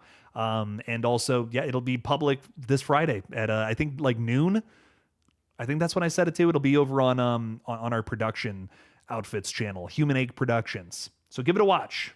Check it out. Brahmin Synthetic is the name of it. I don't want to tell you what it's about yet. Give it a watch. Julian is saying, honestly, I like 3. Honestly, I like 3. Would be 1,000 times better if they just lore dropped that new evidence pointed a second killer out. Like just got through the everything with Marine is kind of what you're talking about. Like they got through that quicker. I just didn't really care for. I didn't really need that story, I guess, is my big thing about 3. I don't really care that Sydney had a secret brother that was running this whole thing from a distance. It's the most like soap opera-y twist I feel like we've ever had. But thankfully, I think Scott Foley's performance makes up for it, in my opinion. I think he's a pretty solid Ghostface in terms of just being on paper. I feel like he, is kind of hidden in plain sight the entire movie. He's doing a pretty good job of that. And then once we get into the third act, I feel like he gives a pretty badass performance with the subpar material he's given, So I've always been 50-50 on Roman about how I feel about him. So I'm not sure. I recently ranked all the Ghostface killers, and I called him the king of mid. He's 50-50 for me. There's 50% things I like, 50% things I don't. Jason Garbiner is saying, Jake, thoughts on The Running Man? I don't know, the ending in the book is bleak and grim, but everyone seems to like Glenn Powell. This seems to be like a new take on The Running Man from Edgar Wright, who is a guy that sure gets into some darker concepts, but it's always like a fun... He always has like fun vibes about his movies. But something I love about Edgar Wright that he does really well is that he's able to tell a dark story, typically with a happy ending. And I kind of love that. Great examples is the Cornetto trilogy, which just, 3 movies that I think are phenomenal. All of them kind of have a similar feel to them, but I think Shaun of the Dead is the absolute best, without a doubt. Hot Fuzz, very good though too. Like it's up there, but Shaun of the Dead's the best. This is a very dark movie, and a lot of people forget that. We actually see our main character having to shoot his mom at one point because she got bitten and cry over his mom. And that's not the first thing you think about when you think of Shaun of the Dead. You are thinking about, you got red on you. You're thinking about some of the sillier moments of this movie, which are hilarious. It's a very goofy flick, but dude, it's a dark film too. A lot of people forget that. It's why I call it my favorite horror comedy, because it actually balances comedy and horror 50-50. We're at 50-50. That's been a theme tonight. I don't know what it is, but Running Man, I feel like, is going to be that too. You're going to get that grim, dark shit from that Edgar Wright does deliver on that so many people forget about. But it's also going to maybe have a happy ending. Let's be honest. It's Glenn Powell starring in this thing. He's going to kick ass and, save the day or whatever. But that's my prediction, at least. I haven't seen it yet.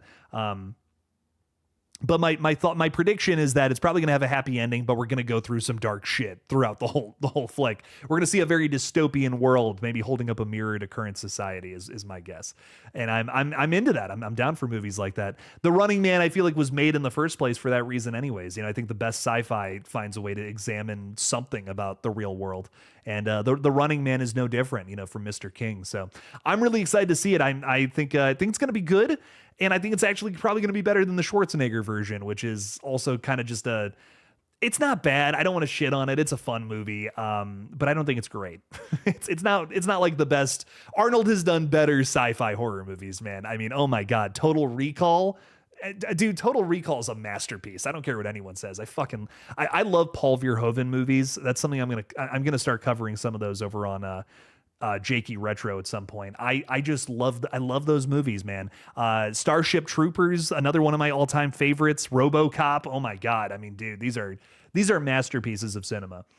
Mr. Banana Monkey is saying, howdy everyone. What are we chatting about right now? We're talking about The Running Man. We're talking about Scream. We're talking about a bunch of fun stuff, man. We haven't even talked about Saw 11 on stream yet, guys. So if anyone has some Saw 11 questions, let's throw them out there. I'm curious. Curious if anyone's excited for that one too. Eric is saying that this Running Man is much closer to the plot of the book, which I kind of don't like, honestly. I despise the ending of the book. Yeah, I've never read The Running Man. I've read a lot of King. I've never read The Running Man. I've only ever seen the Schwarzenegger movie. So y'all just spoiled it for me. No, I'm kidding. I don't care. I think I might have even known that, if I'm being honest.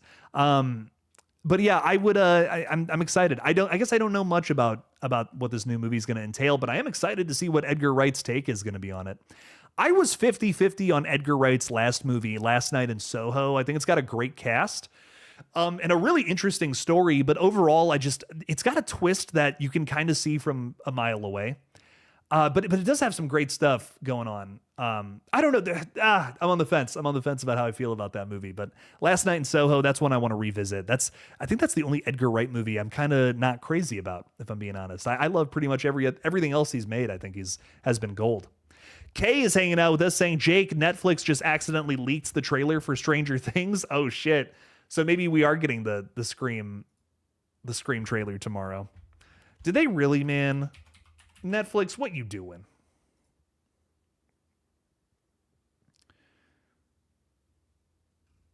I gotta find that. I want to see that trailer, dude.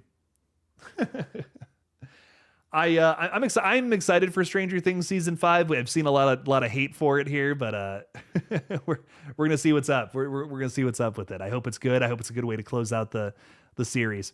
Ty Lee is saying, dude, Last Night in Soho slaps.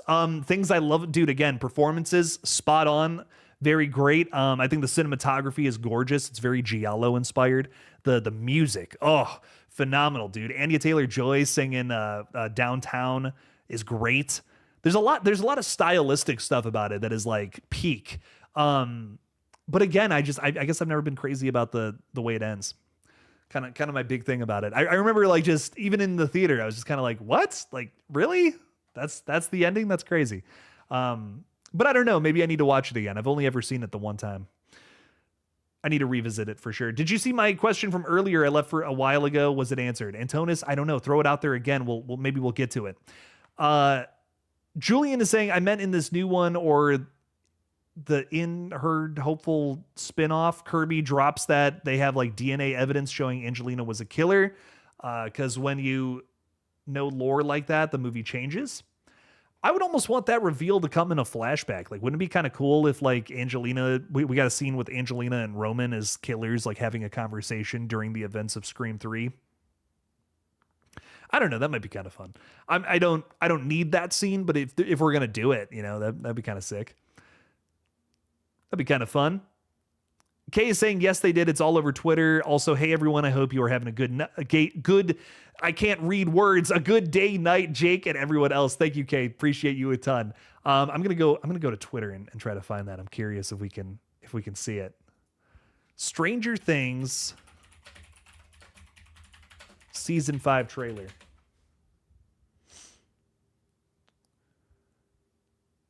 The ending. Yeah. Okay, I got to stop it because they're going to yell. YouTube's going to yell at me if I play this whole thing. But, oh, man, yeah, the trailer is out, baby.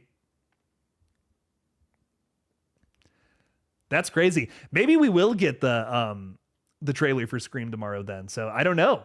I mean, man, if the trailer for Stranger Things is already out, anything could happen. That's nuts. That's really nutty, dude. Man, this has been a wild. This has been an intense stream. It's been ups and downs, lots of chaos. A lot of emotions have run wild on this stream, ladies and gentlemen. It's been crazy.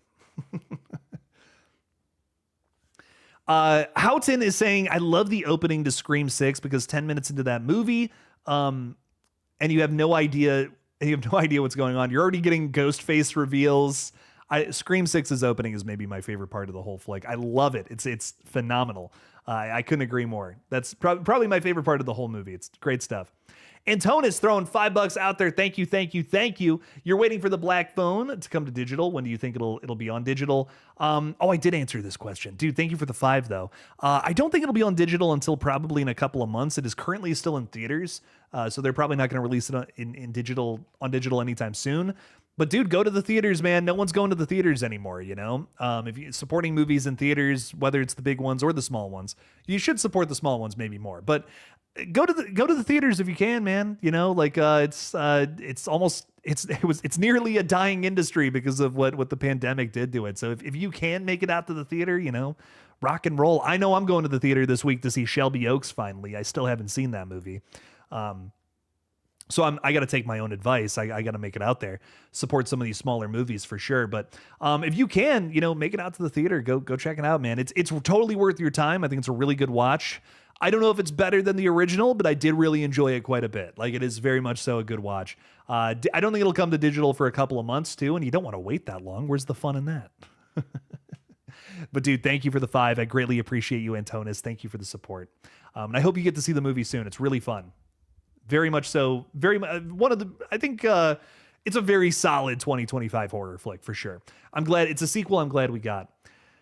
Gina is off to bed. Thank you for being here with us. We appreciate you. Thank you. Thank you. Hollywood Guy is saying, have you seen Phone Booth? It's great. Phone Booth? No. The Black Phone Booth? I know I have not seen Phone Booth. No. There's a new movie, and I'm forgetting the name of it. Oh, there's a new Tubi movie that everyone's talking about. Tubi horror movie 2025. What was the name of that? It was like Match? Is that what it is? Like Matches? Oh, it's gonna kill me. What is the name of that? Match 2025. It's something like that. It's Candle Match. I don't know.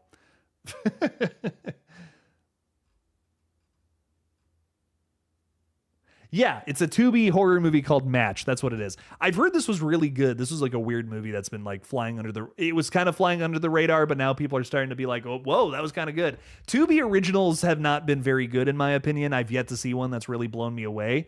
But maybe this could be it. Maybe this could be the one, you know, that knocks it out of the park. Who knows? Who knows? Ty Lee is, anyways, sorry. Hollywood Guy, thank you for the 2. I will check out Phone Booth 100%. Let's look up this movie just real quick. Phone Booth 2002. Oh, wait a minute. Wait, I know about this movie. This is where it's Colin Farrell and he's in the phone booth the whole time, or he's going to get shot by like a sniper or something, right? Yep. Yeah, that's this movie. Joel Schumacher. Yeah. I know of this movie. I've never seen it before. I've heard of this before. I'm going to have to watch that. I'm definitely going to have to check that out. Hollywood Guy, thank you for the 2. Greatly appreciate you. Ty Lee is excited for Silent Night, Deadly Night. I read some theaters will have it as a double feature with Terrifier 3. That news just came out today, which is really exciting. It's also being distributed by Cineverse, which is why Terrifier 3 is going to be a double feature with it. And it's perfect, dude. I mean, both Christmas slasher films, and I hear they're both very brutal. I think what's great about Silent Night, Deadly Night, from what I know about it, is that it's it's very much so like it's almost like Halloween Ends mixed with the original Silent Night, Deadly Night, and I feel like that's going to work a lot better for me. You know, doing that idea, but just maybe a little stronger, a little more focused. I think could work, and I think it's going to be fun. So Silent Night, Deadly Night, I think it's going to rock. I think it's going to make a lot of Halloween Ends fans happy, and I can't wait to see it. Can't wait to check that one out for sure. What else is going on here? Kay is saying, I'm not sure if you answered this already, but what do you think about Final Destination 7 having a new director? I was skeptical at first. I was kind of bummed out that, Zach and Adam weren't going to be coming back. I think they did a great job with Bloodlines. But I kind of like approaching Final Destination in the same way that we do the Evil Dead franchise currently, that has had new directors with like each new entry for, going back the last couple. Fede Alvarez did the fourth one. We just had Lee Cronin do the fifth movie. Now we have Sebastian Vienichek doing the one that comes out next summer. And even after that, Evil Dead 7 is going to be directed by director Francis Galuppi, who he did this movie called it was like, what is it? Last Stop in Yuma County. I still haven't seen that movie, but I hear it's phenomenal. It's got Richard Brake in it. A lot of big like horror names essentially. And I love the way they're approaching it. It's just all these directors who grew up loving horror and Evil Dead and just bringing that to this franchise. It's a great idea for how to continue a series. And Final Destination seems to be kind of doing something similar. They're getting these young up-and-comers, these young bucks, essentially, to just like do their own thing with this universe, which has always been episodic anyways, Evil Dead, same thing. I mean, people want to say the original trilogy is all one big story. It's not. It's just Ash being thrown at different ideas and tones and weird stories, and it's great. It's a different thing every single time you come to Evil Dead, and I think that's why it makes so much sense to take that next step to just say, hey, let's just have these up and comers tackle a new project, do whatever they want. And Final Destination, I think, is doing the exact same thing. This new guy, it's like what's his name, Michel Blanchard, I think is his name. He's made some really good shorts, and I have a lot of faith in him to do a really solid a really solid new continuation. They're clearly getting this guy based on his shorts too. Like maybe there's something in the script of Final Destination 7 that is similar to something else he's done. And the short film in particular that I feel like they might have picked him up for. And I can't remember the name of it, but it's something like You're Dead, Becky, or something like that. I think, dude, it's a really strong short if you haven't seen it. I found a way to watch it. It's very good. I got faith in this guy. I think he's going to do Final Destination right. Expect a much more grounded Final Destination film, though, where Bloodlines was very over the top, borderline silly half the time. I think this next one's going to be a little more grim, a little darker in tone. Maybe something a little closer to 3. Maybe closer to the third film, which I think is going to be fun. I think ultimately it's going to result in a really good product. Doshi is throwing $2 out there saying, would you want a beat 'em up Scream video game? A beat 'em up Scream game? That's wild. I'm not against it. That's a swing for the fences is what that is. I'd be into it. It's weird that they're doing a Terrifier game that's a side scroller, like a Teenage Mutant Ninja Turtles style game. But it's fun. It's a fun game. I played the demo a couple times now. I think with Scream, Scream is such a story-based series. I would want like something similar to like The Quarry or Until Dawn, where it's like we're going through a murder mystery story and we're trying to figure out like who the Ghostface is from a new set of characters. That's what I would want from a Scream video game. Like I can't remember what's the name? Is it like, no, I don't remember the name of the company that makes all those games, but something like that, something like a The Quarry or Until Dawn, Man of Medan, all those games. Do something like that, but with Scream, and each time has a different ending. It's a different character who's the killer each time, and you got to figure it out. It would give it like infinite replay value. That would be awesome. Imagine all the streams that like our gaming YouTubers would do, where each time they come out with a different killer at the end. That would be so much fun. I would love some kind of game like that. That would be really fun. Ty Lee is at the Cookie Woman part of Halloween 5. I love that. Supermassive Games. Thank you guys. Appreciate it. Yeah, I would love to see them. I would love to see them do a Scream game. That would be fun. Kay is saying I will definitely look up his shorts. I'm always so interested in seeing different points of view. Your thoughts?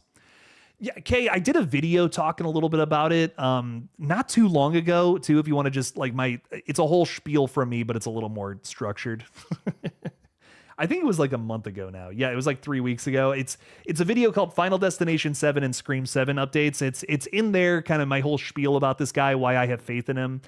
He's won a ton of awards for like different movies and shorts that he's made. He's gonna do Final Destination right. I have faith in him. So I think it's gonna be good. I think it's gonna be a different movie than Bloodlines for sure. I'm definitely predicting that, but I still think it's gonna be solid. Final Destination can work when it's sillier or more grounded or maybe somewhere else. It's a very malleable franchise. He can kind of do whatever with it. So I'm excited. I'm very excited to see what he does with it. Doshi, I forgot to thank you for the $2 again. Thank you so much for supporting the page. I greatly appreciate that. Y'all are watching all kinds of crazy movies today. Jason is saying I'm at the hospital massacre part of Halloween 6. Curse rocks. Which cut is that? Is that the producer's cut or the other one? I don't remember which one has that end massacre.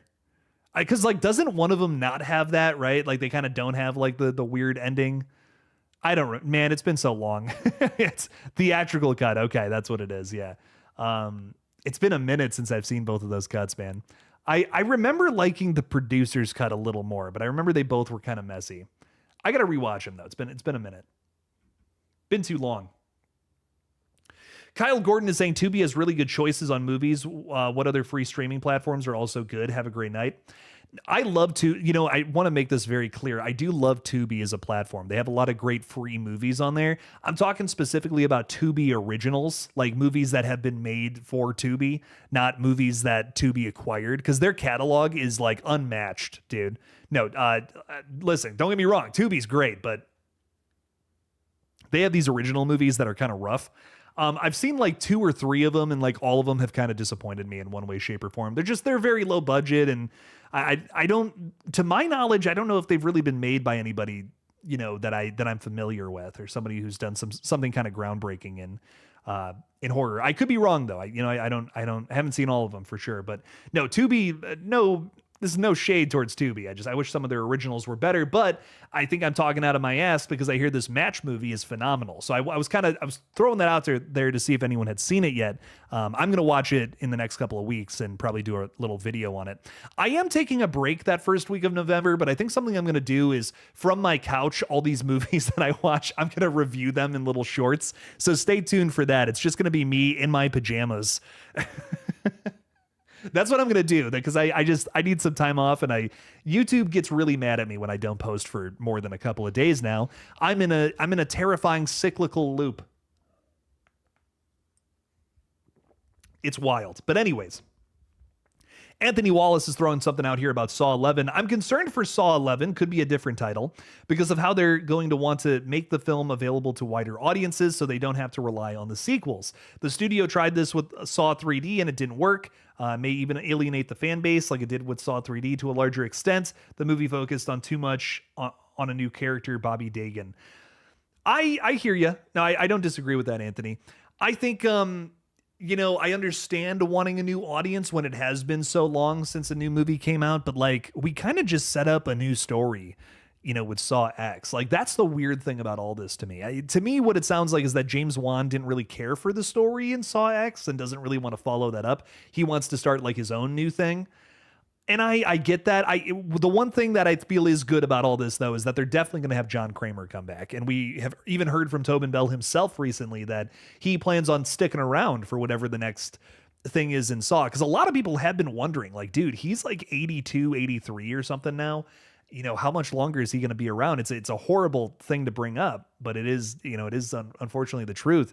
When you get into your 80s like that, it's like, it could be any day, but he seems to still have a lot of energy and wants to do this for a lot longer. And it would be great to see Tobin, get into his 100s. Nothing would make me happier than that. Are you kidding me? Oh my God, that'd be great. It'd be great to see him play, fucking Jigsaw in his 90s. Oh man, that would be wonderful. So I'm really hoping that he has to be part of whatever the next like phase is of Saw. I think James Wan would be making a mistake without him. You could usher in some new apprentices to kind of be like the face of Saw moving forward, which I know people don't want to hear, but again, Tobin Bell's not going to be with us forever, and I promise you the Saw films will outlive him. Just like how the Scream films have outlived Wes Craven, just like how many franchises are going to keep continuing onward just because they're way too damn popular, you're going to get new movies. Let's try to make them quality, you know what I mean? I actually kind of enjoyed, I didn't really like Jigsaw was bad. I kind of enjoyed Spiral though. I didn't hate it. I don't think it's a great Saw movie, but I don't think it's awful by any means. I think it's got some really good traps. It's got some fun characters, and a pretty cool little cop plot, which which is wild. So I enjoyed Spiral. It's fun. I think it captures the essence of this franchise in a lot of ways, but I just think, you got to land with the twist, man. If you have a twist that doesn't land, that's a major problem. Doshi, thanks for the $2. I greatly appreciate that again. Oh my God, you're killing it. Scream 7 trailer on November 3rd for my birthday would be great. That sounds a lot more likely, if I'm being honest. I could see it being like that Tuesday of next week, if I'm being real. It would kind of make sense because well, I don't know anymore now. I got to get off stream and really think about this because now that the Stranger Things 5 trailer is out, I mean, we could see Scream 7 trailer tomorrow. I don't know. Whenever it comes, I'm excited to get footage. That's my big thing. I want to see footage from this movie. I want to see if it's looking good or if it's not looking so good. But we'll see. I'm really hoping for some love there. I'm really hoping for some positive images from this new thing. Well, yeah, I don't know. Doshi, thank you for the 2 though. Greatly appreciate that. Maybe it'll happen. And also happy early birthday, my friend. Greatly appreciate the support. Ty Lee is saying Curse does rock and it follows up 5 perfectly with the man in black walking out of the police station. Oh yeah. It does, doesn't it? The Thorn trilogy is so wild, man. It's got some wild ideas in there. I'm sure there's fan edits of Curse that are better. There's a fan edit of Halloween 2, of Rob Zombie's Halloween 2 that I think makes it phenomenal. I remember I started it just to be like, I wonder what this is all about. And it's like my definitive way to watch Rob Zombie's Halloween 2 now. Not a fan of the producer's cut, stopping Mike Myers by placing rocks in a hallway. Lame. God, I haven't seen it in so long. There was something about the producer's cut that I specifically was like, oh, wait, I think I liked that better. And I don't remember what it was. I can't remember now. It's been too long since I've seen it. The last weird Halloween movie I watched was Halloween 5 last year. It's been that long. Those are movies I'm going to have to rewatch at some point. That's going to be fun. Maybe I'll go through the Thorn trilogy again during my little week here. That would be fun. I have most of those on 4K. I love Halloween 4 though. Halloween 4 absolutely rocks. It's almost like a remake of John Carpenter's original, but they twist some things, most things worse, but some things better, man. I'm going to go so far as to say I think 4 has some one-ups on the original. But not everything. Come on. I mean, the original movie's way better, but 4 has some really cool, scary things to it. That opening sequence of 4 just gets you in the vibe of scary Halloween setting, which is done really well. Cat Bread is saying, hello, everybody. What's up, Cat Bread? How you doing? How are you and your laser eyes? Welcome in. Irving is saying, when are you covering shitty Shelby Oaks? I saw you on Rockland Graves video. Oh, thank you so much. That's really cool. It was great meeting up with Evan, by the way. He's phenomenal. So we had a very fun afternoon before he got to go to that premiere. Still bummed, Chris, if you're watching this, I didn't get to make it out to that. Dude, I haven't been able to see Shelby Oaks yet. I've just been crazy busy. Every day there's been something going on. I'm going to try to go see it tomorrow. If there's no Scream 7 trailer, I'm going to go see Shelby Oaks, but I've seen every single review I have seen of it has been negative, and I'm trying not to listen to the reviews. I want to go into it open-minded. Again, I'm going to be very honest about it, whatever it ends up being. I love and respect Chris Stuckman. None of us film guys would be on here without him, but I am going to be transparent in the review. I'm going to be honest about my opinion. I don't think he would want people to glaze it, if I'm being honest. I don't really think, if I made something, I wouldn't want you all just to be like, it was great. That's the worst note you can get as a filmmaker. I hate that. I hate when people are like, it's great. That tells me nothing. That's a nothing burger is what it is. Give me something. Give me something about what you actually felt about it. So Shelby Oaks, I'm excited to get into it. I'm excited to see what it's all about. I'm hearing that it's kind of what really worries me is I'm hearing people say it's boring, and that's that's my least favorite thing for a film to be. So I hope it's not boring. I hope it's good. And I'm going into it with an open mind. I'm trying not to have any sort of preconceived, so any sort of anything going into it, and any sort of like, oh, I think this is going to be this or that. I'm just going to let the movie happen to me and see what happens. So I hope it's good. I hope it rocks. Jason Carpenter is saying Halloween 4 to this day still scares the shit out of me, and I like The Mask. Sue me. I don't know if I like The Mask, but I do. I think there are some really scary moments out of it in that flick. It's got some really fun moments. Isn't that the one where he has eyebrows? Like he has, like, why? Why would they give him eyebrows?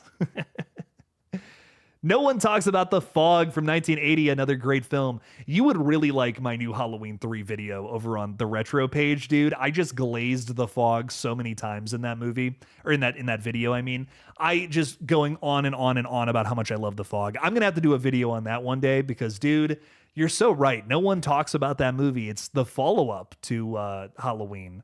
And in so many ways, what I love about John Carpenter's Halloween is like the atmosphere. There's a lot of great things about it, but the reason I come back to it every year around this time is because of the fall and creepy atmosphere. The Fog has that down too, but in a totally different way. It's a seaside town, and the score is also great. I think the Fog score is like maybe my second favorite from Carpenter behind Halloween, if I'm being real. Ooh, man, it's good. It's a good score, dude. Oh, it's wonderful. It's got a great cast. Tom Atkins, Laurie Strode from Jamie Lee Curtis. I couldn't think of her name. Adrienne Barbeau. You can't talk about The Fog without talking about her. She's great in that movie. There's some terrifying sequences towards the end. I don't know. It's great. I love The Fog. I have nothing but love for The Fog. It's awesome. Very vibey. Carpenter riding the wave of Halloween success just a few months afterwards. Yeah, it was 1980, and 78 was when Halloween came out, so it was a couple of years. But I mean, dude, it's a quick turnaround, and still to have such high quality is crazy. And then did he do The Thing after that? If I'm not mistaken, is that the run that John Carpenter had? That's crazy. What was his whole thing there? He had a lot of movies come out back to back to back. Oh no, he did Escape from New York next. Sorry. Dude, again, crazy turnaround. Like Halloween, The Fog, Escape from New York, and then The Thing. You're like, what director has a run like that? That's just crazy. And he wrote Halloween 2 in that time as well, but he didn't direct it. But man, those are some good movies.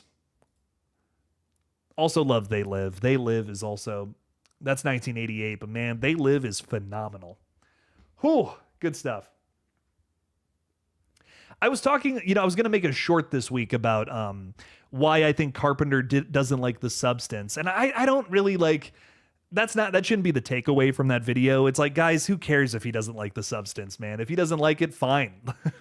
Cool, whatever. I still love it. I think it's great. John Carpenter hates Close Encounters of the Third Kind, so whatever, dude. Like, that's a great movie. That's one of Spielberg's best movies. I don't care what anyone says. And Carpenter hates that flick. So for me, I don't need John Carpenter's validation to say I like The Substance. You know what I mean? So whatever.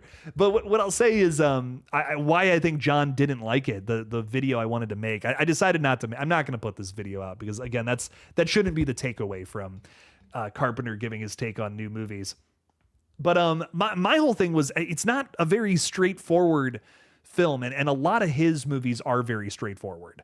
Carpenter is very in your face with what he's trying to say. He's not, there's a word for it and I just can't think of it. The substance is a lot more indirect, and it's using what it is. It's using its whole thing as a metaphor for something else.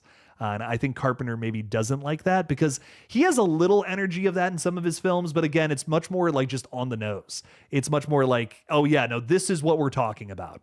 This is the subject. It's in your face the whole time. And there's nothing, I like both methods. There's nothing wrong with either of it. This isn't criticism. This is just, it's a difference in approach. That's all it is. I think if John Carpenter was making The Substance, it would have been more like, we're taking down the company that makes this whole thing. You know what I mean? It would have been more of a blue collar hero kind of story, where The Substance it's not that. It's a tragedy is what it is. It's a a tragedy created by this society that affects this character who is in a good place when we start with her, but everyone in the world is telling her she's not, and it brings her down, which is a terrifying scenario. It is I think it's a fantastic commentary on gender politics in the entertainment industry. And it's also a really fun popcorn movie at the same time. It has some brilliant practical effects, some gorgeous shots, some great body horror. It's a really fun time, and it's just terrifying. I loved the subs. I could talk on and on and on about that movie. It blew my mind the first time I saw it, and I genuinely think it is one of the very best just movies in general from this decade. So I don't know. I love The Substance. I'm excited for whatever Coralie Farja does next. I think that she's a very big voice in horror, and I think she's got to follow that up. I would be terrified. I would be terrified to follow that up, man. And Ty's making a good point here. It's one of the best paced 2.5 hour movies. It's a long movie, and you don't feel that. Like, at least for me, I was like kind of bummed it was over. I was like, man, I kind of want more from this. This is crazy. But that was one of the only movies that I like, after I got done watching it and I did a review, I reached out to Mubi and I'm like, can I get a screener for that so I can see it again? And they sent me a screener. So major shout out to Mubi for that. That was fucking awesome. But I loved that movie. It was phenomenal. It's great stuff. I still have not seen, dude. EMH is asking about Revenge. I still haven't finished that, dude. I fell asleep. This is not a testament to the quality of the movie. It was very late when I put this one on. It was in the middle of the week. I tried to watch Revenge, which is Coralie Farja's directorial debut, or feature directorial debut at least, because I know she's made some short films. I never finished it. I started it. I never got through it. I got to watch Revenge. I really got to see that, man, because I was blown away by The Substance. The Substance was my introduction to that director, believe it or not. So I gotta see what else she's done. I also saw a short film, which The Substance is totally based on, by the way. I think it's it's like U Plus or something like that. I can't remember the name of it. Oh, it's totally slipping me, but man, it's a precursor to The Substance. If I talked about it in my review for The Substance last year, and I don't remember what it's called. But it was good. It was really cool. What else is going on here? We got Davy Jones and his locker hanging out with us. What's up, Davy Jones? Welcome in, welcome in. Appreciate you. Thanks for stopping in. Retroactive is saying just dropping in on my break at work to support and like. What's up, Retroactive? Hope you're having a good day at work. Good luck and much love. Hope you get through that with ease. Ty Lee, thank you for the $5. Greatly appreciate that support. Means a lot. Thank you for supporting the channel. Thank you.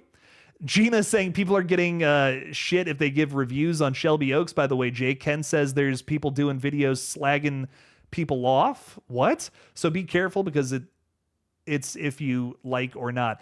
If I do a review of Shelby Oaks, this is the title I'm going to give it, no matter how I feel about it. Chris Stuckman paid me to make this review because I think that would be really funny. I've seen so many comments from people who are like, oh my God, you had a positive thing to say about Shelby Oaks. This is a comment, by the way, on a review video that was a negative review for Shelby Oaks, but the reviewer wasn't a complete dickhead and didn't just completely shit all over the movie. Was like, well, I did like this thing, that thing, whatever. And I was reading some of the comments and I'm like, you guys are just, y'all just got hate boners for Chris Stuckman, man. It's crazy to me. And I don't know, I think that kind of sucks, because I understand people don't like his reviews nowadays. He only really wants to talk about the positives with movies. I like to talk about the negatives too, but there's nothing wrong with that. There's nothing wrong with just celebrating film. Kevin Smith is somebody who also preaches that. Like, I'm just talking about the things I love. That's all he wants to talk about. In a lot of ways, I think you can look at that as just, finding zen and finding positivity in life versus, focusing on the negatives of things. I think some people want to hear the full story, though, and that might be why you don't like Chris's reviews anymore, but that's still a movie review. I still really like Chris's reviews. I think you can still say a lot about a movie based on the things you liked about it. So I still get a lot from his reviews personally. I still watch them, and I feel like there's a lot of unfair criticism thrown his way about all that. I don't know. There's nothing wrong with, he's just celebrating movies. It's not like he's focusing just on shitting on them. You know, why are we mad at Chris Stuckman but not Cinema Sins? Why, you know what I mean? Like Cinema Sins is just out here ruining movies and talking about any last wrong thing about a film. We're more upset with someone like Chris Stuckman versus that. Like, that's upsetting to me. You know what I mean? I don't know. Maybe I must be alone in that boat though, because people hate Chris Stuckman now. And I don't get it. I respect him. I think it's kind of cool that he's, found a way to have a platform where he can just celebrate the things he likes and he doesn't have to get into the negative. That might not be for you. That may not be your cup of tea, but I think that's awesome.